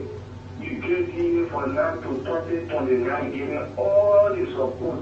Every morning when we're going to eat 4 times a month, that means we still go on our feet and collect money from drugs dealers. In fact, they are the biggest informers of drugs dealers in the country. They can inform us from the again to becoming. And when small children you go back, the ones that are smoking. And the ones that are smoking, they don't have the drugs. They only go there to buy the drugs. And the big name drugs are there. Too much everybody getting into drugs because they feel that yes, the country is free, security is not very up to standard. You can come and make money. All the Nigerian men on guarantee, pretending and selling this. Who will tell me who wants this show? Now everybody buys it. But they get this, they're selling who they and nobody investigating as to what they are selling. The men are selling huge drugs, give me the name of this. Who wants the Nigerian movie? So the one about it, but the only thing you will go ahead, to get them money. Okay, listen to all of this investigation. Let's talk to other callers live. Good morning, Information Pro, and good morning, the third bow. Good morning. Thank you so much. The third bow, Information Pro, the Information Pro show on the microphone, and you can listen when it comes to our better thing you get. What's the impact right now? It's some of you have been sitting. What's the impact of those representatives or senators on you? Now they will come to you into the ghetto. Someone will even take the thing about drag. They will take those routes and walk off for you people and take us drag. That's because what they want to be met. But today, what's the impact on your life right now? Will you always call your friend Dada? Will you give men are doing things all together? Or every day you call you prof. When somebody will call you prof. Sometimes you people will take your little dress, you do or think about that. When will I be called a prof? Then so go into or not to do or calorie again that you put yourself always watch. When you carry a mark, carry 1 hour, carry 1 year, then at the end of the day, your first time again. You need a thinking of yourself. That's what all West school, they don't need to do it for us. They are not harming us with words, but they are educating us. When you get it, open your head, open your mind. It's kind of saying, when you go into a place that you know a screen, you must get for eye contact, and you must be like fast to speak. It's quite slow to listen, it's slow to talk. Because you must be the last to talk. You must just wait for play, just talk because you must talk. Thank you. Let's talk to our callers. You live. Good morning, Weekie. Good morning, sir. You're welcome. My name is KB Johnson, calling from Plaza Mike. You can get this show. Okay, Weekie. Thank you this morning. Yeah, trust what we're talking about. How we're going to make for the trust to lead the country. In Boston, as I'm speaking to you, they get certain area they call it Silver Beach Junction. In the evening time, about 4 to 5, you will see the garden, they get special guard that will be standing, get it there, signing. And someone the garden will be passing, they will be seeing it. And the garden will be buying the drugs. And in that person, they will be smoking it. And why you people saying that? Certain hour will come in the evening time or in the afternoon time, they will be swimming, according to job, from our job side to people who won't swim. Because it's very serious. Who will be the next leader of the country? Our representative and senator, and all the ministers for judiciary, for community. But they are not saying anything. But they will not talking about party, they will be talking about how they will get another job. And not talking about the nation, the future, unborn children. Because the other children that are living now, they are spoiling. But the unborn children, when they are born, when they meet with in their hand, they will start doing the same thing. They drug damage in the nation. So I'm trying to urge our father, the president, Joseph Yumabwaka, and all the leaders. This is a time to our president, our representative, our senator, They try to do something for the nation because they drug damaging the nation because they made that generation. So you're thinking there's no. You work have been part of the conversation. You know, this is a serious matter. No politics into this thing. It's about fighting it collectively to have this thing done. You know, you can talk about putting people together to go and protest. Protest is your right, but what are you protesting for? The next generation. These are the very people you went to during election. You told them you wanted to get elected because you wanted to change their lives. But since you got elected, your lives have changed and they remain the same. Their lives are even getting worse, while yours getting far better. You know, you stay where you left them.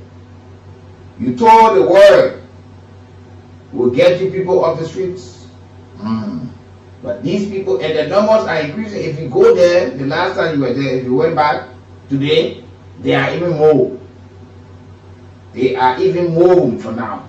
So if you take this thing as politics, continue to play politics to it. Because when you guys collect you, they will not ask you which political party you come from. They will not ask you which religion you belong to. Which one of the churches you go to, the mosques. They will take what they're supposed to take from you. And if they feel that you could be a threat to them after what they have done to you, they will kill you in the process. And you have no way to explain your deal you went through. So if everybody sit in your corner and think that this thing is something that we all can just sit and laugh, joke about it, then you have to retain. Good morning, Yeah, go ahead. and good morning to Weekie. Good morning, sir. There's only people and I call you from where this morning. Thank you for this topic. This topic is affecting every other person. It's not only the government that will be able to fight this political thing. The communities, the Bugatti in all the communities, you see the castles, they're all around. And we still depend on government to say government to do everything for us. It's not right. We all need to fight this political thing. I am a veteran. I think I did a test to Weekie yesterday morning. And I think I want to go to. They got to get my phone, everybody know this man. Get my phone and get better away. Nobody can do that. It's what it is drug business. And we'll talk about this more violent, it comes from going on point two. Well, I'm feeling bad on my phone. What is going to eat for me? I'm getting my phone, somebody getting a phone for me every now and then. Somebody didn't make Omega. They can find you red light in the night. This drug business is very important. We need to fight. We need to empower the DK, even though they are to be accused of all those do it on him. But we need to fight as police people to be able to stop this problem. It's not going to come here alone. I'm a president, I'm not going to be a now. They come up away from me. They go to the same attitude. But thank God that if I do it, I'm stopping for that, not for the lady and for the we need to protect the police. Now, no one person. Thank you for this morning. You're welcome. To see our young folks getting in a graveyard, laid there comfortably and all that, it's alarming. Yeah, this is the fight that we expect everybody to get involved. And you know, you sure you did what you were in protest. And you leave these people behind. Some of you had an opportunity yesterday to have changed the lives of thousands of the young people who are in the streets. You left power. They are still where you left them. Why we keep using these people to ascend to positions and we do nothing about their lives? We do nothing to improve them. But you have the strength to fight for parking space. You have the strength to fight for who's speaker, who's not speaker. You have the strength when they say somebody corrupt, when allegation level against somebody, they come from a political party, when they take them to court for hearing, or when they are invited by the American police, you got all the strength in you to go there. You set it with posters. But when you want to demonstrate, you go and bring them. You get them wraps. You get them alcohol to perform. You tell them exactly what they should do. Let's go back to the line and talk to our callers. You like? Good morning, it's doing Basra. Morning. Yeah, thank you for your platform, thank you for your show. And for me, I don't care for me to give my number on there. Where my church, in my community, They play with my church. We now a castle putting. Where is your church? Where church? Where is your church? I have a church in Cuba. Okay. I have a church in Cuba. Okay. And then right around the church, the children there sitting there, shooting their doors, their everything they do yesterday evening. I went out to the hey, I tell you, I said that anytime you will be expecting police, will come to collect your from here. Hey, I know your parents, I know the people that are selling the job. They end up, even they don't want for me to put my number or for DA to call me so they can come there. I will see my number or air. Or the ask here, let them come there, let them call me so they can come to me. We all will be in the church. The time they will be there for another time. The hour they don't be there for another hour.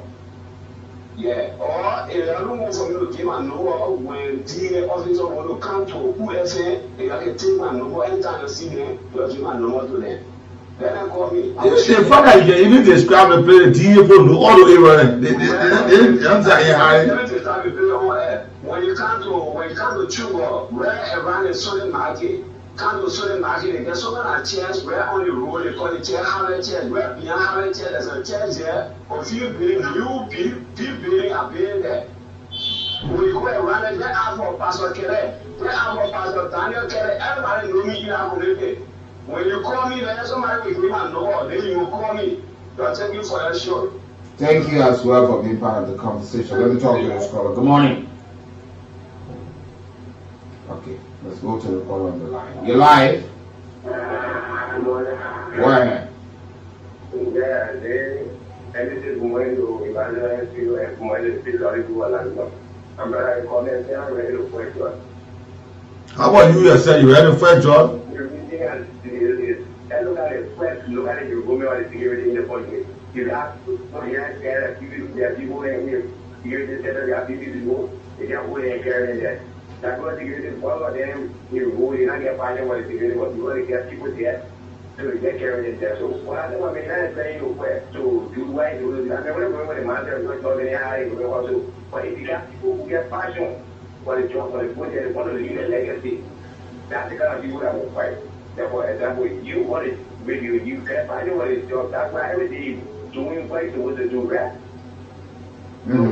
So, yeah.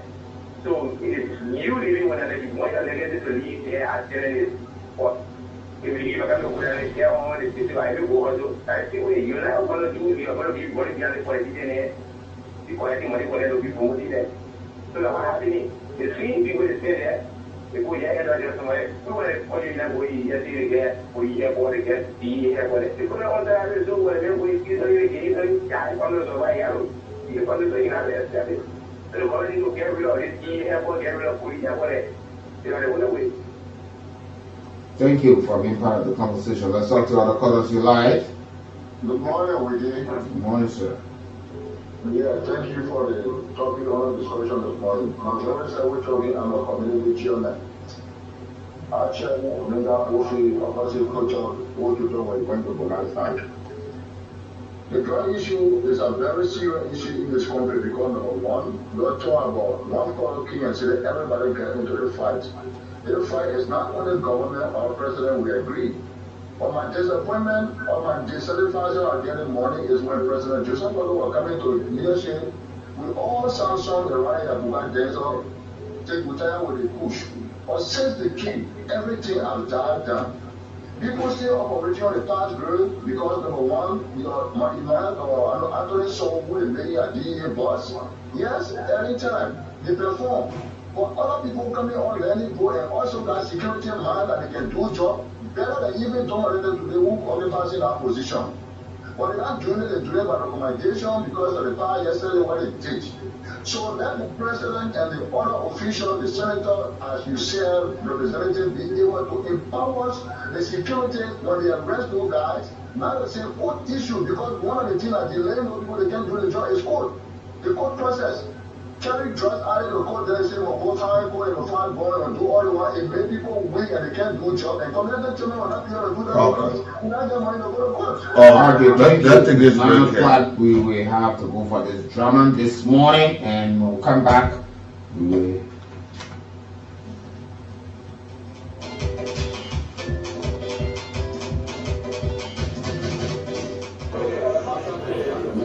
that mandate from the court so that we can have an election and have a legitimate speaker. Yeah, but it is something that has been resisted by the other side. They want Kofa to resign, all of that, but they want whatever they did to also stand that there should not be a new election. You cannot see the other side because I'm getting signal from the other side. People feel that there will be an election, and everybody want the ruling of the court to come forth. So I think there will be an election. This part of the issue of Kofa resign, because the thing is that people are afraid for Kofa to hold the gavel because of our own rules. So we need to look at the rule. The first thing I can tell anyone, if we get back to the building, we need to look at the rule. Those parts that is in the rule that is not good for us, we need to take it out. We need to amend the rule because people are afraid that in the rule, when the speaker holds the gavel, he been the one accused, right? He could remain in power because that's what a lot of people are afraid of, right? Because we have the right to put down the agenda. So it's possible that you hold the gavel, you get the quorum, and you cannot have an agenda in the interest of the discussion. So it brings up different mindset from other police. So I think the issue of Kofa, when Kofa resigned, Kofa is a good guy. Kofa is a good person I have dealt with. And his thing is not to remain in position. His thing is to let it go, right? Because that's life. It's possible that in the future he will come back, right? And when he do that, what we need to see is that other people should be willing to give into. Because if Kofa is leaving, then other people should leave so that we can have an election. So I think Richard Kuhn being someone, I think he should understand because he's the land person. He should understand that his colleagues won election, and we need an election to make it fair for everyone. Yeah. Did your district suffer or lose anything as a result of this fight? Because you mentioned somewhere in your write-up talking about you have fought a good fight, but you cannot continue fighting when your roads, hospitals, and other basic social services are still significantly challenged. Yeah, because the entire thing with the impasse is a bit confusing because you listen to people, they use this amount of money, this money will use this place, people request for this, people request for that. I think we need to look at our rules. We need to look at our hospitals, right? We need to look at our schools, our public schools, right? If we can send some of those money, we heard about $2 million resettlement package. $2 million, it's a huge amount. For whom? What were you hearing from? Was it part of the resolution that you read? Yeah, that's the resolution. Was it 2 or 3 million? No, I think it's 2, not 3. I think it's 2. So all of this thing, I think is not good for our country, right? We need to focus on our people. That's the main thing. Who was the 2 million for, and for what reason? I think you need to do your own funding. You need to date. No. Yeah, it shouldn't be from my mouth. You hear it. You are a journalist. You have the right to go outside. But you have already. Julius, you have the right to go outside and do your own funding. But I also have the right to start with review because you're the one that voiced it. So my point was the issue of the resolution that having to do with the salary to that of the benefit, right? My focus is not on the quote unquote $2 million. So the $2 million is a thing that we hear from all around the place, and I sure is there. Part of the resolution. I sure is there. Because what will we have a resolution that is under the curtain, behind the curtain?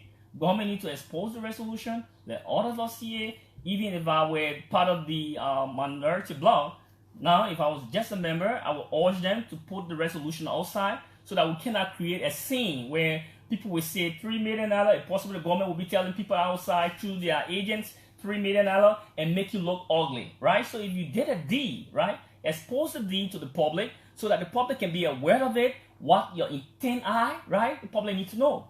You don't seem to be happy with the minority side that you were I'm either not happy with the majority. And so that's the thing. I just want a peaceful house where we can work, right? And we work and try to exchange work with each other. To have a house where one person is passing and cannot speak to the other person, I think it's not good for the Liberian people. It's not good for our country and our society. That's what has been happening? That's what happening. Yeah, a lot of changes. Yeah, a lot of words people use on each other. I think we need to desist from that. The Liberian people elected people who are competent, people who they believe in, people who they trust. And I think we should act like professional people and live by that example so that others may come in and continue the work that we did. Well, others have been saying that you were vehement on another platform, that you were not crossing over, you remain with the COFAS, and the law is the law. People have to come and go through the process to to vote him out, and they did not want him to remove him legally. Yeah, on True FM. Yeah. You're right, on True FM. Yeah, the law is the law, and I'm a team that the law is the law. The law gave no room for what I saw, so I had to leave. So what I saw is the issue of attaching price tag to a resolution. That's not in the interest of the Liberian people. I think the people of Liberia deserve better and not to attach price tag. So if I tell you, say, I need $2 million, right, to let this thing pass away, right, then what become of the law? Am I still with the law? I want you to get the concept. If I'm agreeing to have a resolution, if I'm agreeing to have a resolution that I'm requesting for my salary from the Ministry of Finance, right, through their house leadership, and the leadership, they are those guys that the people consider to be ultra vary their process and their activities. So if you go along with what they are doing, are you on the side of the law? No, you are not on the side of the law. You are on the side of your ego. And I say no to that.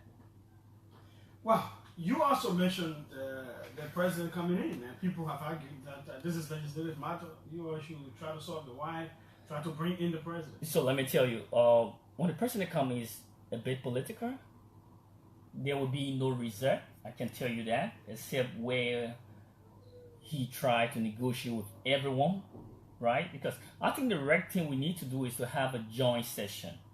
Those that suspended the quote-unquote minority member, they are from a session. They are from a quorum. So we went to work, we went to session, and they suspended them. So the first thing we need to do is to undo the session. We have 3 branches of government. The president cannot undo the suspension. So to undo the suspension, we have to get back to the chamber, get back to session, have that into a debate, right? If we will vote, we vote. Then we undo the suspension and police can have their salary. But I think what it did, it was just to reduce the tension. And I can tell police from the minority block that what it did was to reduce the tension, but the real work with the morning ride. Yesterday we started with this issue of the National Tourism Authority that has been established at national legislation. The government of Liberia has done that. It's a new way where jobs will be created.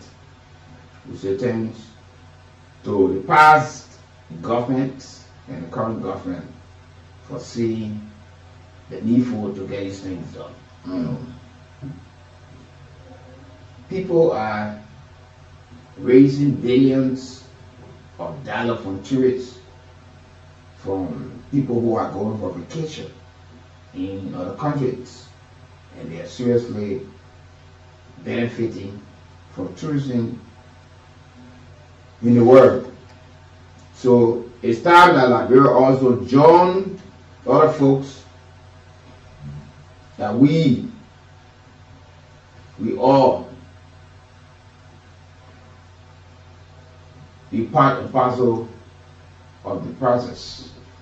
And it's time that we take the functionary institutions very seriously, because there is a lot for Liberia to showcase its rich cultural and natural heritage to the world, and also to drive the country, the diversified economic process we have today.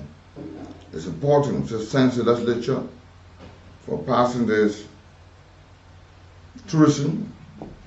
I remember it is also a part, it's one of the agenda on the arrest, the teen arrest is tourism, and the our EST agenda, the government has made it possible through the legislature seeing the need that there will be a tourism act be taken from the Ministry of Information, Culture and Tourism to stand on its own, so that the worth or the importance of such an institution can be seen through the country.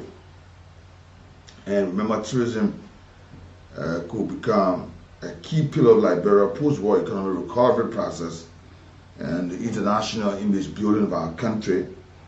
So this is some important. So thanks to the government for the fast sightedness in making this come to pass.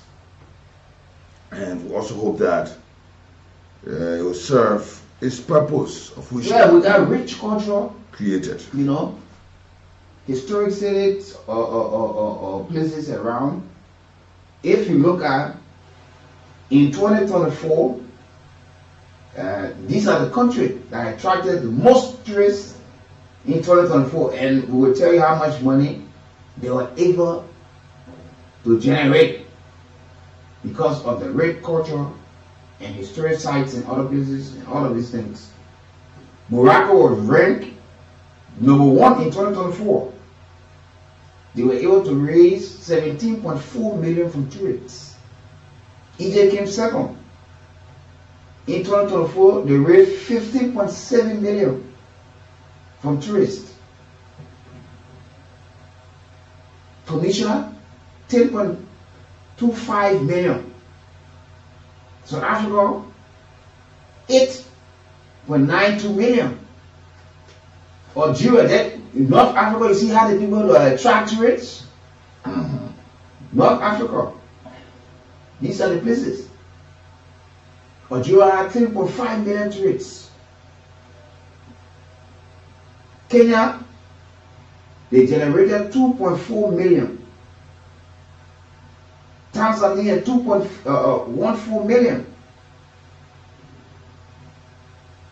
Then you come to Zimbabwe, 1.55 million. Yeah, 1.55 million. You got Mauritius. They got $1,382,000. Uganda were able to raise over 1 million. Cape Verde over 1 million. That island country. You see, we can do these things, but how do we do it? There's another opportunity for job creation, for employment, and there are other opportunities where Liberians will be employed. They will guide tourists. They will take them to some of the historical sites.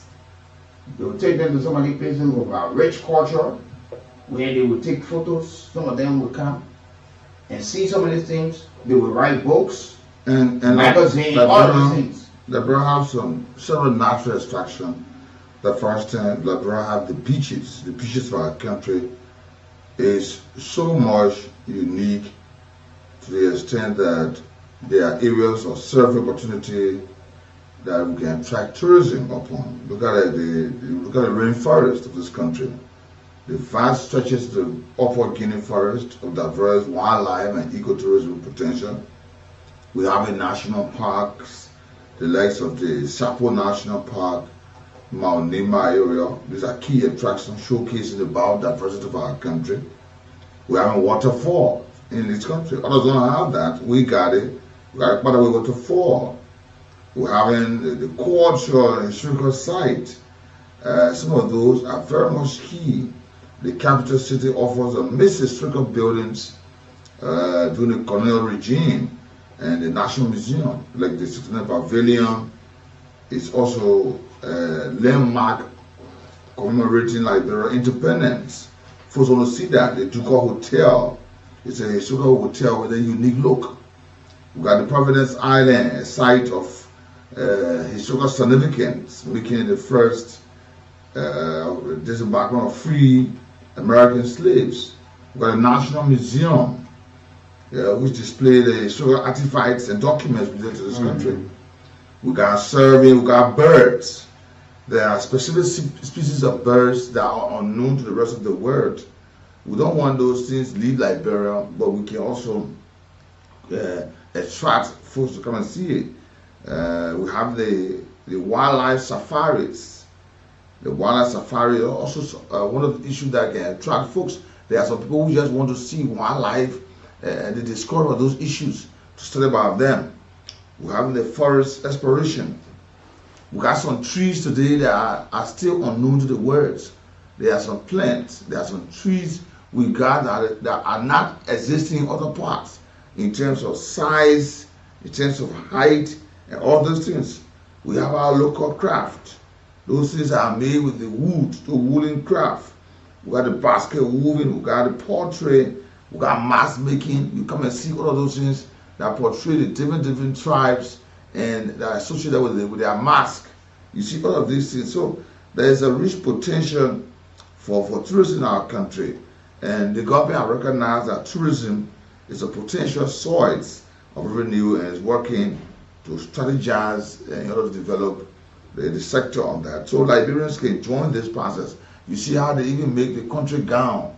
Those country gown is one of the amazing processes you want to see Liberians get involved, because some people, when they see the country gown, the country cloth, and don't know how it's made. Why others use machines to make these clothing? Liberians use the handiwork. And you see the women, the men, you see how those instruments are built, and how they came in the woven process to make a cloth of the how we use cotton. You see, those are things that existed years. First, they want to hear about these things. They want to know how these things really happen. So it's important. We have our rich cultural dances that are just unique to various tribes. You see, and like I said yesterday, Liberia is so proud to the extent that Liberia has gone to the extent that they can even dance. They have mastered other countries' dances. That was evident with the festival back in the days of former President Charles Taylor, who made Julie Andy the cultural ambassador, longest serving cultural ambassador, the days of Nyasimoyi Adima, and also the Expo 2020, where Liberia also exhibited the cultural parts of our country. Mm-hmm. Some people, imagine Kyoto level all went in Dubai for the Expo. Though Kyoto ran away, Kyoto law against Kyoto, and there were other issues, but there are rich cultural heritage that this country has that we can unveil and avail to the world, that will attract tourists, and they will come and say, the other one we have not seen in other countries, one can see in Liberia, it's in Liberia. And you'll find people, like the ambassador said, job creation. They are full Liberians to have a means to put food at the table. Because when people come, they say, what? We won't go to local countries. Oh, yeah. People will open a restaurant nearby, they will have a cook shop nearby, and some of the people want, when they come, they want to taste our food. They, you know, some of the historical sites in Grand Basso and other places, they go there, they want to see the fufu. They want to swallow fufu with a dulu. And, you know, because it was, oh yeah, these are all part of our culture. These are, you know, all of the countries have their traditional food. And one thing, when they go out traveling, they come for a specific purpose. So the person says, well, I'll go like I just want to go Grand Bassa. I heard about the Bassa people. I want to go to Nimba.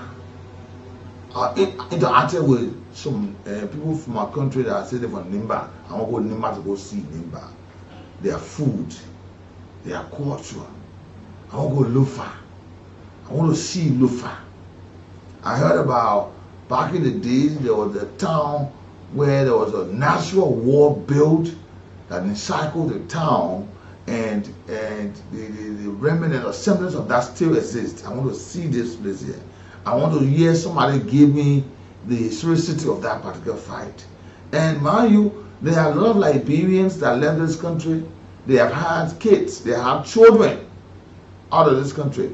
Those children are well off, but they don't know their home, they don't know their country, their motherland. All they know is where they were born. Someone had lived there, their parents have died. They want to come home, they want to set because they heard their parents say some things. And they will come, and there will be people to drill them through, to explain to them, to tell them these things.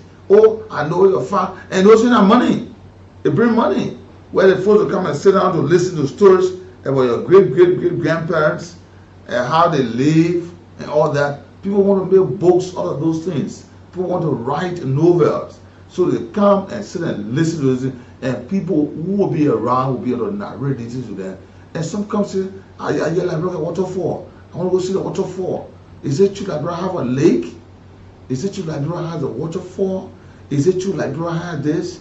Just imagine if somebody comes to them and say, I want to see a bird species that is unknown to the world. You know how they're going to take in the bush yet? You're going to go in the Tupper National Park. And people are going to take them through. The tourist guide going to take them through. I want to see like brother have a chimpanzee. Is it true? We want to see it. How does a chimpanzee eat? How does it go to bed? How does it do this? They want to learn all of it. And those things take time. So when you find tourists are coming to Liberia, it attracts more. Because when one come, the next time 2, 3. Suppose if I want to come for a vacation, I want to go to where they say the Nima Echo Lodge. I want to go there. And what I've heard about this thing, I want to go enjoy, you know, the beauty of such a place.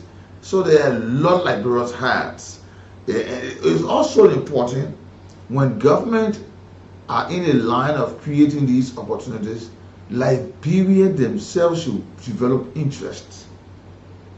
Because they will say, if somebody will come, if somebody should cook, they should have somebody who is at the best, you know, peak of their life. They can cook the toboggi, the paco toy, the kitty, or if person want to eat GB. Somebody should be there who can cook. That's why we just go say go cook something funny. The person know about nah, the thing I ain't enjoying the food, no. But somebody who can really prepare it. So Liberians themselves should be able to develop the interest in those issues. You want somebody to say, yeah, they were saying say Iraq, I was telling you the Lofa country where we heard it on that the warrior entered Iraq and since he had not returned. They need somebody who can get the real story. And that's why we go say, yo, one minute entered Iraq and now no. Somebody who can give the real actual story. And it would then boil down to the fact that we'll start seeing our culture preserve, the preservation of our cultural heritage. What do I mean? The older people. Somebody who have lived, who is now 80 years, 90 years. Yeah, sure. They will have a find that person in town. And that person will take the time to explain when they were young. Yeah, pretty deal. We carry people to Nima, you know. Imagine somebody telling say 70 years ago when I was this age and explaining what happened. You know, part of the young people around them we not know what they're talking about, but they never existed at that time. But somebody who existed is saying, I was alive 60 years ago, I was 10 years old, I was 9, I saw this, I saw that. These are issues is very much important for our country. And we hope that this thing is not just about the creation of the authority, but it should be the true essence that will impact the lives of people. Imagine, we are just enough settled with supporting the budget. You see that? So if about 2 to 3 million will become from tourism, it's addition to the budget. Sure.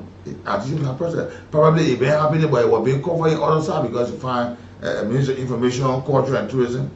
And we were even asking the cultural aspect of that thing. We also want to see where it will be. Because you also learn about the bill of the Ministry of Local Government, which has come up. We're hoping to see the outcome of that process there.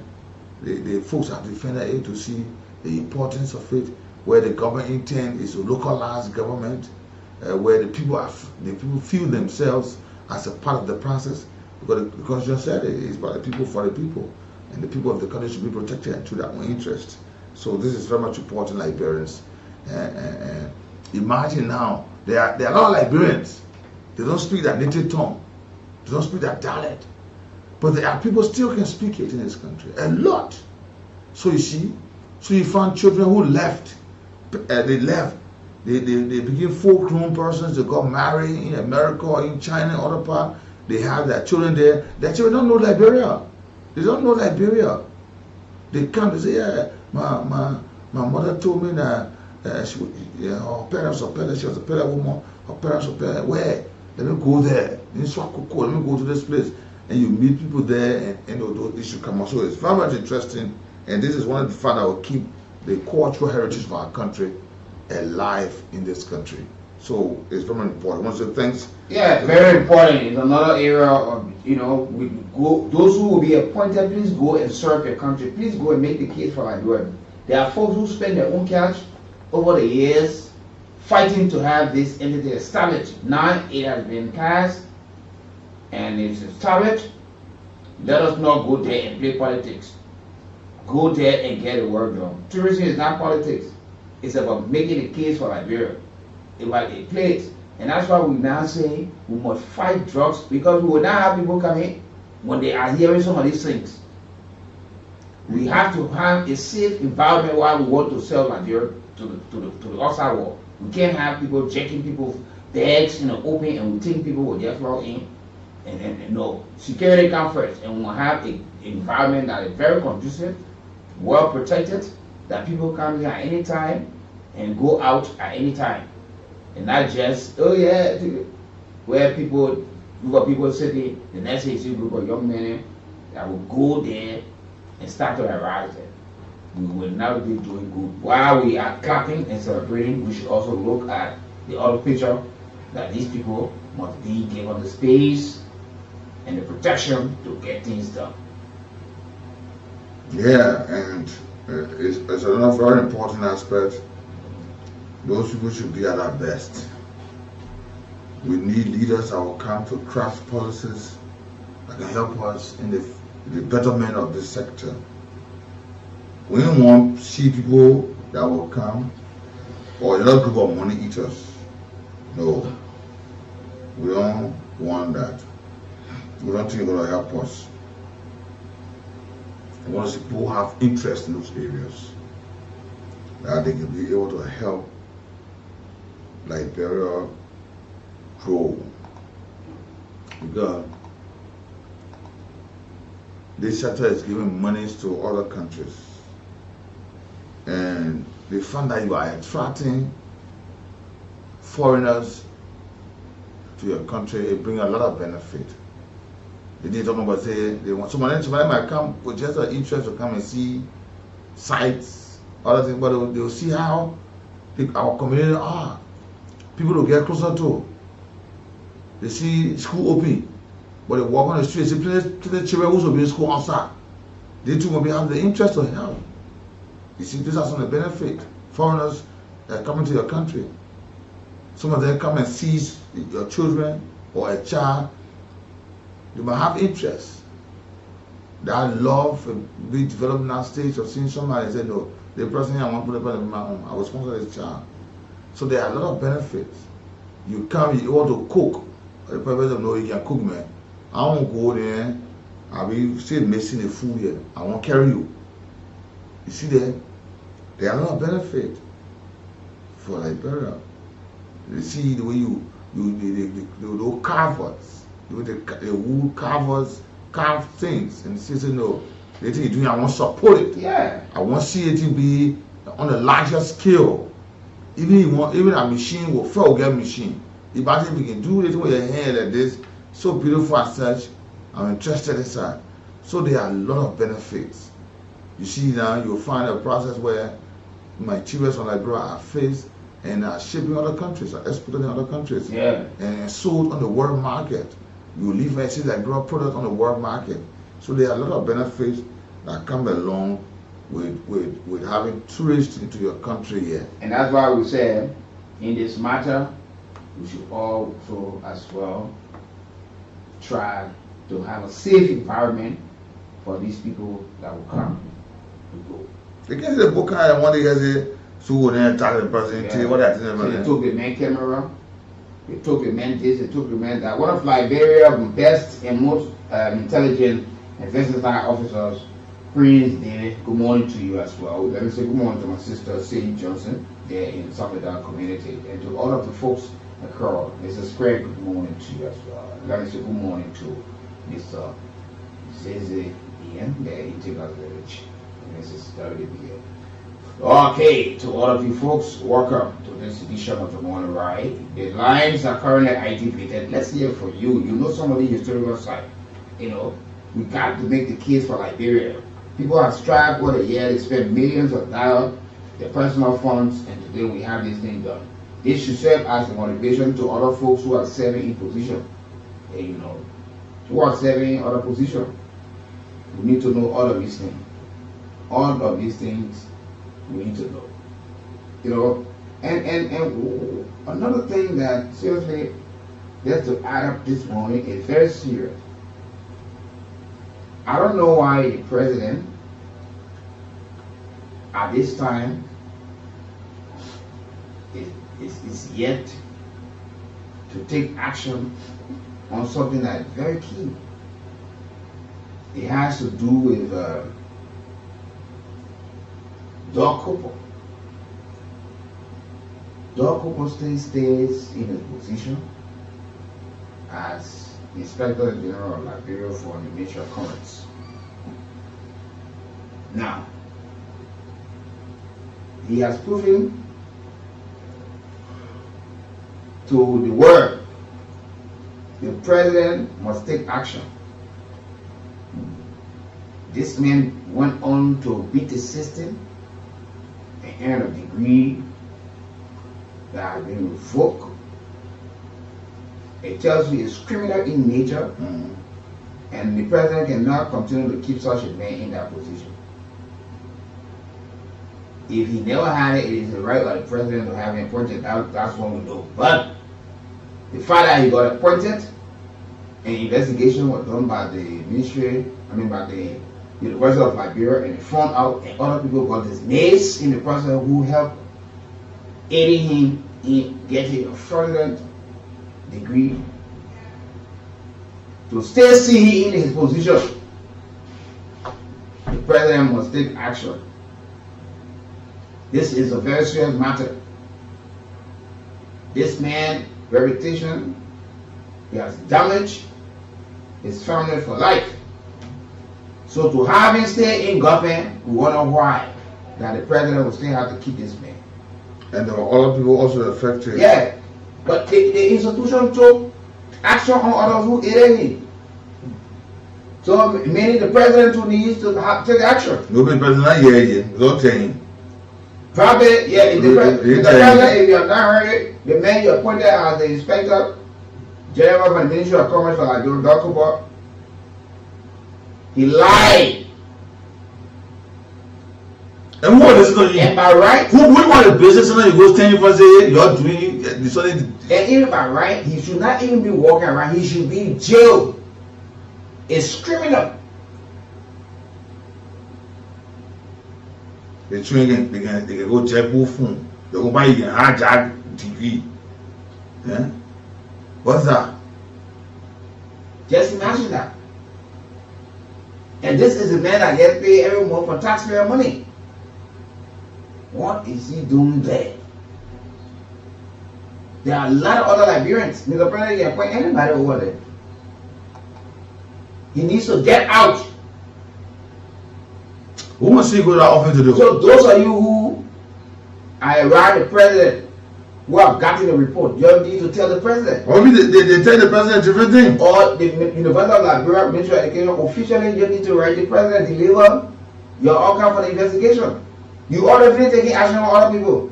Just how the people now will be looking for a new job. Let this man go look for a new job. We can't keep this kind of people in government. You don't have it, you don't have it. That's why the Constitution says the president has the power to appoint and dismiss. He needs no consultation from anybody. If he wishes to do, yes. Or maybe the one that bouncers be hired to talk about that area. We're not controlling the No, you see, the thing is that there were, but let me see here. This is a complete damage to Lima as well. It's criminal in nature. And to Liberia as well. You inspecting people, they go inspect your background. They ask you to show your classmates, you can't show one. Your teacher. Who were those lecturing you? What you won't pass. And in this missing him, government should, that man should restitute every sin that will ever go to him as paid for the last 1 year and 5 months. and be persecuted. We're chasing people all around here, but they don't know they put it in jail. They will get some people to ride in conditioned car.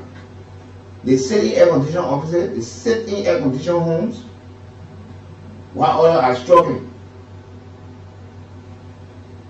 Maybe we in jail waiting when they put others when they tourists start coming up, but let me walk in there and get in jail bread. I told you they man went to the school of council of Wabuduke. A man who was able to beat the education system, penetrated it. He beat the legal system. He beat the executive and managed a way up. These are some of the things I'm talking. Did the president please get that man for that position? They don't let that man leave. I mean, in other countries for a leave, you will step down, you resign, and then even apologize.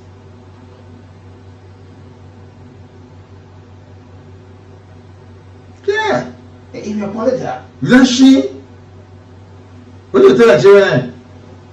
You have graduate party, you wear gun, you tell children you got to tell them dancing for things. Yeah.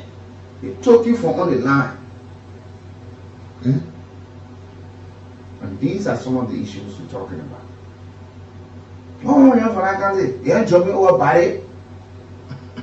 You're carrying fake documents somewhere. There are a lot of astute people from Nima, yes. Great guys, great potential.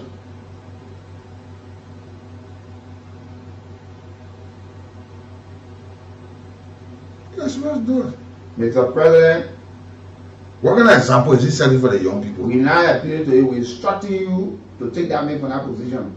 Let the man go. That's not what you told say school that scam. Then now you want it on the silver.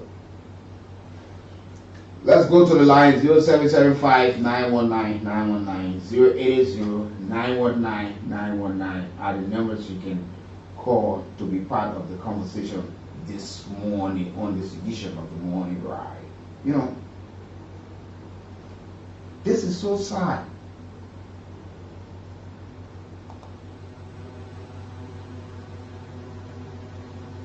And that man should be ashamed of himself. And the ministry said it has nothing to do with that. Yeah. You can just see the that. ministry too, the minister there needs to write an official, letter to the president. Saying that the Minister of State, let the Minister of State receive it, or to the Director of Cabinet, so they can deliver to the President and say one of the officials he appointed, he was investigated, and he has shown what the credential he presented is not the real one. It's not of that. But let's talk to our caller this morning. Good morning. Hello? You're welcome. There's an back connection here. Being calling for the city. People calling your number, back connection.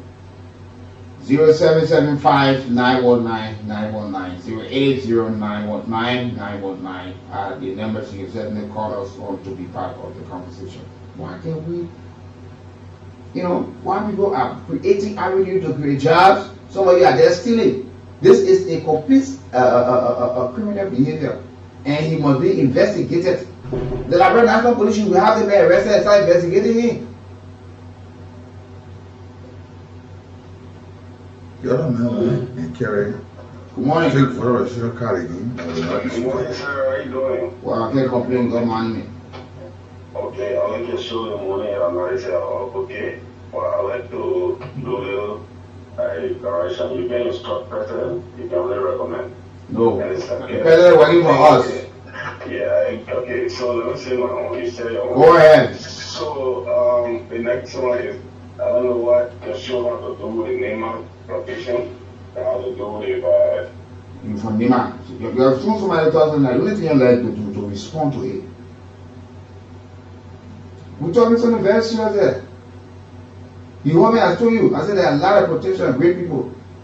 We didn't see people somebody jumping over body in this country. Was it behind the scene? You call that tradition of a great tradition, even camera. Then you will be referring to it. Oh yeah, that's our tradition. You practicing those things. You go behind the camera. You bring it to the public. Then you want people to say it. Who carrying that? Your tradition, not keep tradition the way it's supposed to be kept and practice. You're welcome. Yeah, this is known as condition number 2 Jakarta. You're welcome. Yeah, I'm saying you have to do with a rule there that is president appointed. Why? But they say give me a minute on a man is a Agatame rule for him degree. Like, but they say making the passing here, and all the competent people that did not get away. He's the only man. If you are the only man, you're now. But a criminal event, a criminal matter that the criminal service division of the police of the national police should be having that matter before them. Yeah, because the first thing the man have taken money for a credential that he doesn't have. Yeah, before his fake degree. Yeah, the man been paid. The man were restitute every cent that been given to him over the last year and some months. Then you say, you're not going to do it. So it has everything to do with Liberia.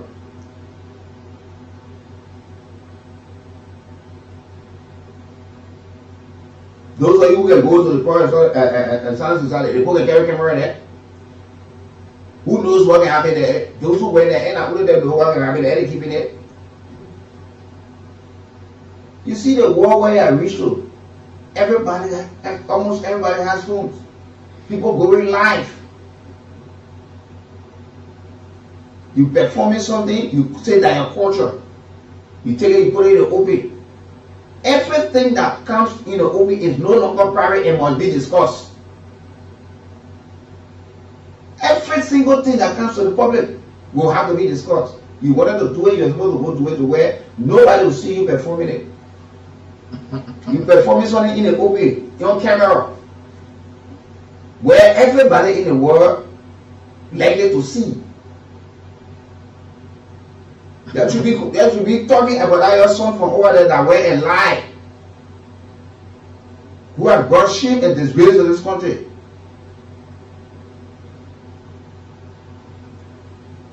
The people got amended. I'm not advising the president to dismiss him. I'm saying the president should dismiss him and have it turned over. You're chasing people all in my head. All the men are on the road, you will beat people for time on the killing. Yeah. All the men just cell phone, you will beat them, you're killing. And one man will look at the whole country. You look at the state university and claim that you graduated from there. You know? But everyone out there, this place is so extra. He's one of your sons. You should be very ashamed of yourselves out there. He brought shame and disgrace to you people as well as Liberia. You mean that, yeah? But nobody seen that. But when you talk about it, and my tradition, what is that? Is that tradition? A tradition to bring things in the open. You think I will stay on the road and urinating and say that my private business? But if you learn to read properly and study it and read some of the laws like we some of the things, when it comes to privacy, you know why?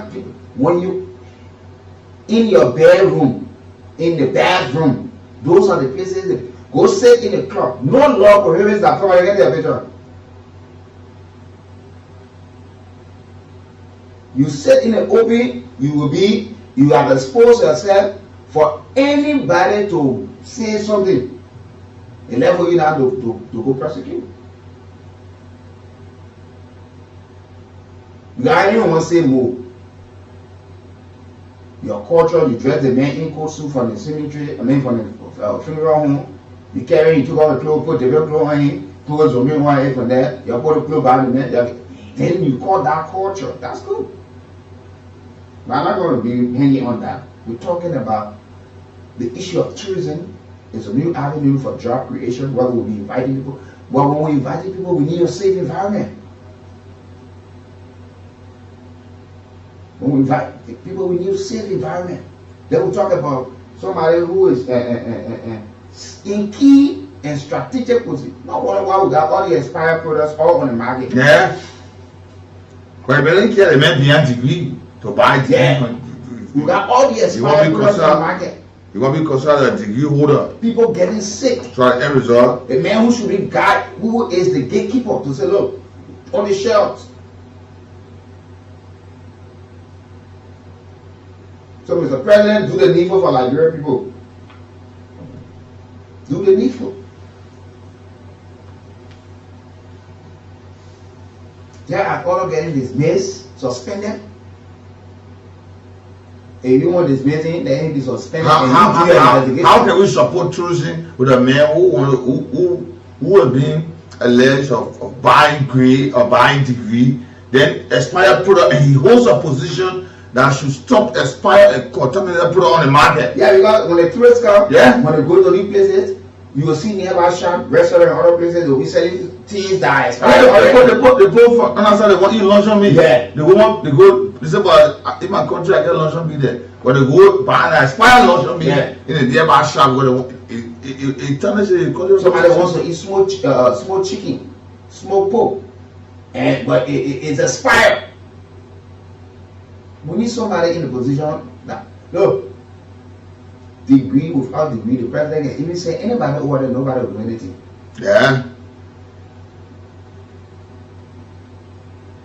You know how many persons serving in government in position that they are functioning well with all that thing? You don't need to go lie. And we tend to overlook. These are some of the things that are damaging our country. Sure. And they have it of standing behind kings, man. You got to stop this thing in Liberia. You people are the reasons why these people can do what they can do, because they feel they got people to defend them. People feel that they got people to defend them. Some of them was no, they name myself for the same time, we for the same time, we for the same field, we for the same country. I'm a trapper man. Your trapper man is damaging you. You're not concerned about it.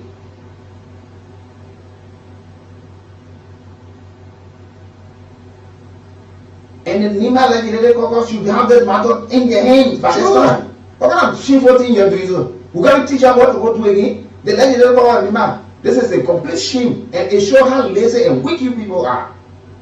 You just in position, and this should claim the attention of the vice president as well, because those that are interested in that. Yeah. If he advising the president not to have that getting out of the position, he's having a serious mistake in it. Vice President Jeremiah, you should take this matter as well. You never got elected to protect these people in this kind of matter. This is not about interest. This is about Liberia. What's the difference from that man and somebody who stands on the road to jack somebody's phone? What's the difference? Because he wears clean clothes?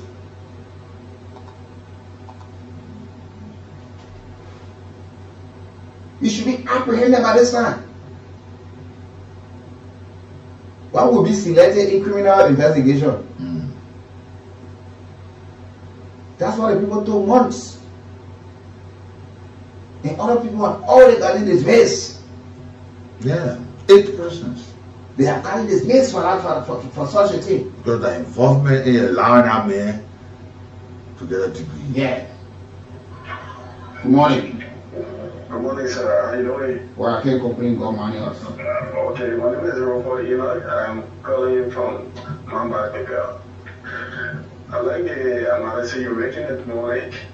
I think the president needs to do the needful, like you said. Those areas, I don't think are required to get a degree, but I don't know what people will have in a degree together. And so you need to actually do. And the last thing I want to say is, your analysis this morning and your points is sounding so sentimental. It is not Nima who told that fellow to do whatever he did. No, somebody want to put. No, what I'm saying is not this. So Nima, so let's just say the truth. it should not be tied on maybe the vice president or the Nima County people or so. No, listen now. Listen. We are not just talking about. I said, if they sit there and they're not doing that, they're supporting the vice president should be in the know of this by this time. The caucus, all in the newspaper, on the news store, they're telling us they're not hearing it. If they're not hearing it and closing their eyes on these things, then they are responsible for it. They're supporting it. Because we expect even the Nima Student Association to speak onto this matter. But everybody time late. But you find some of the daughters of Nima County spending their time going to school studying. But they want to go, want to beat the system. Even right now, when you find any university graduates, you know, when you see university or technical school putting on graduates, go and see the number of people from Nima. And we're even told that allegedly that he attempted attending the Nima Community College here, and he was denied.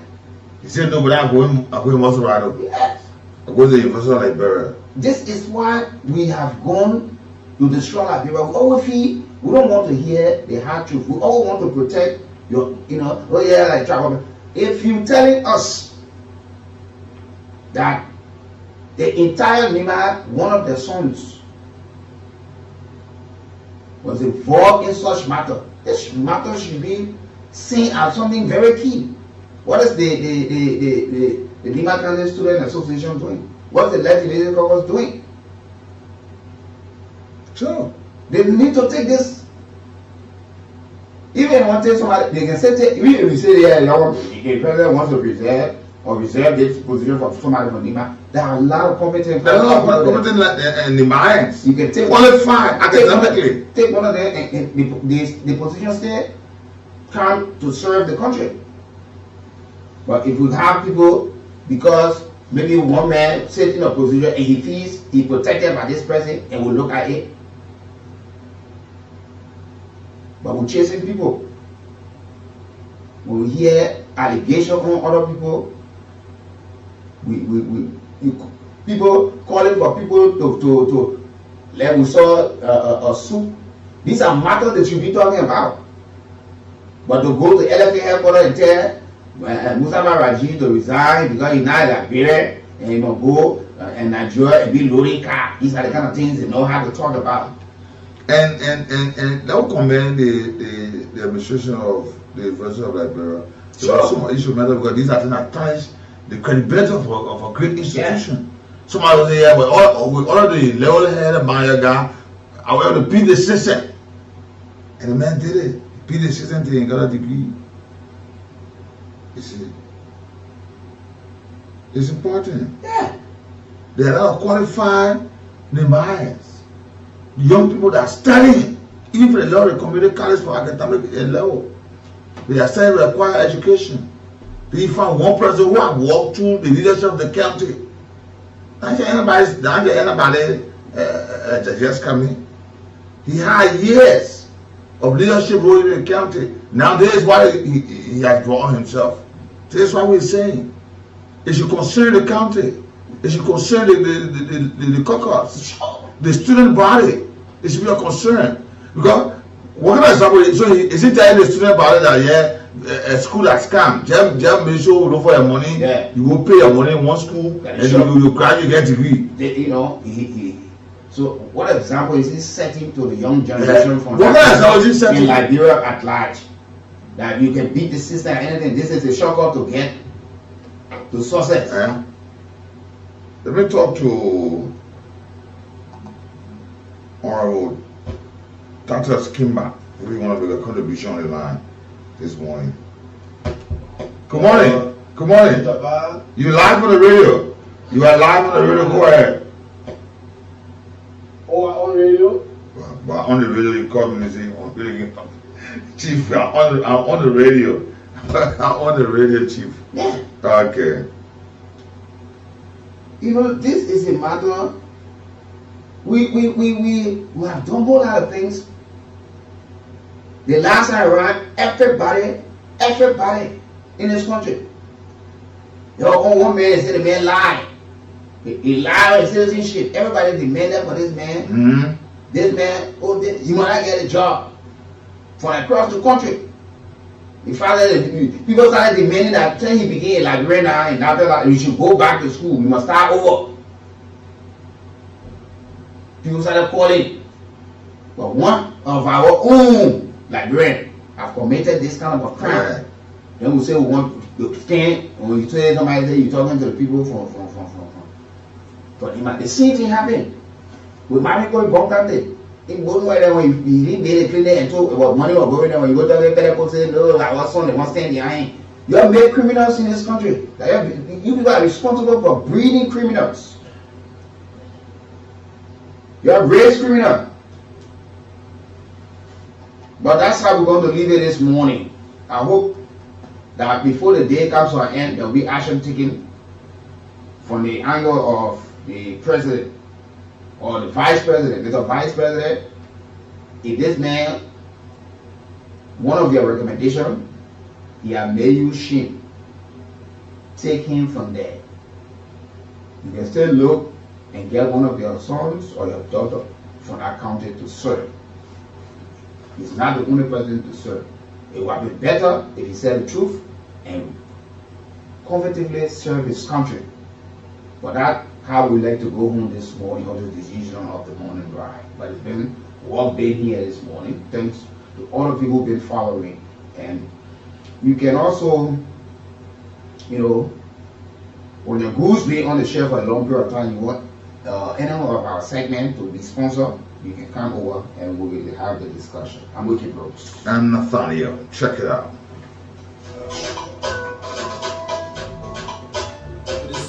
Member institutions. So now I would like to call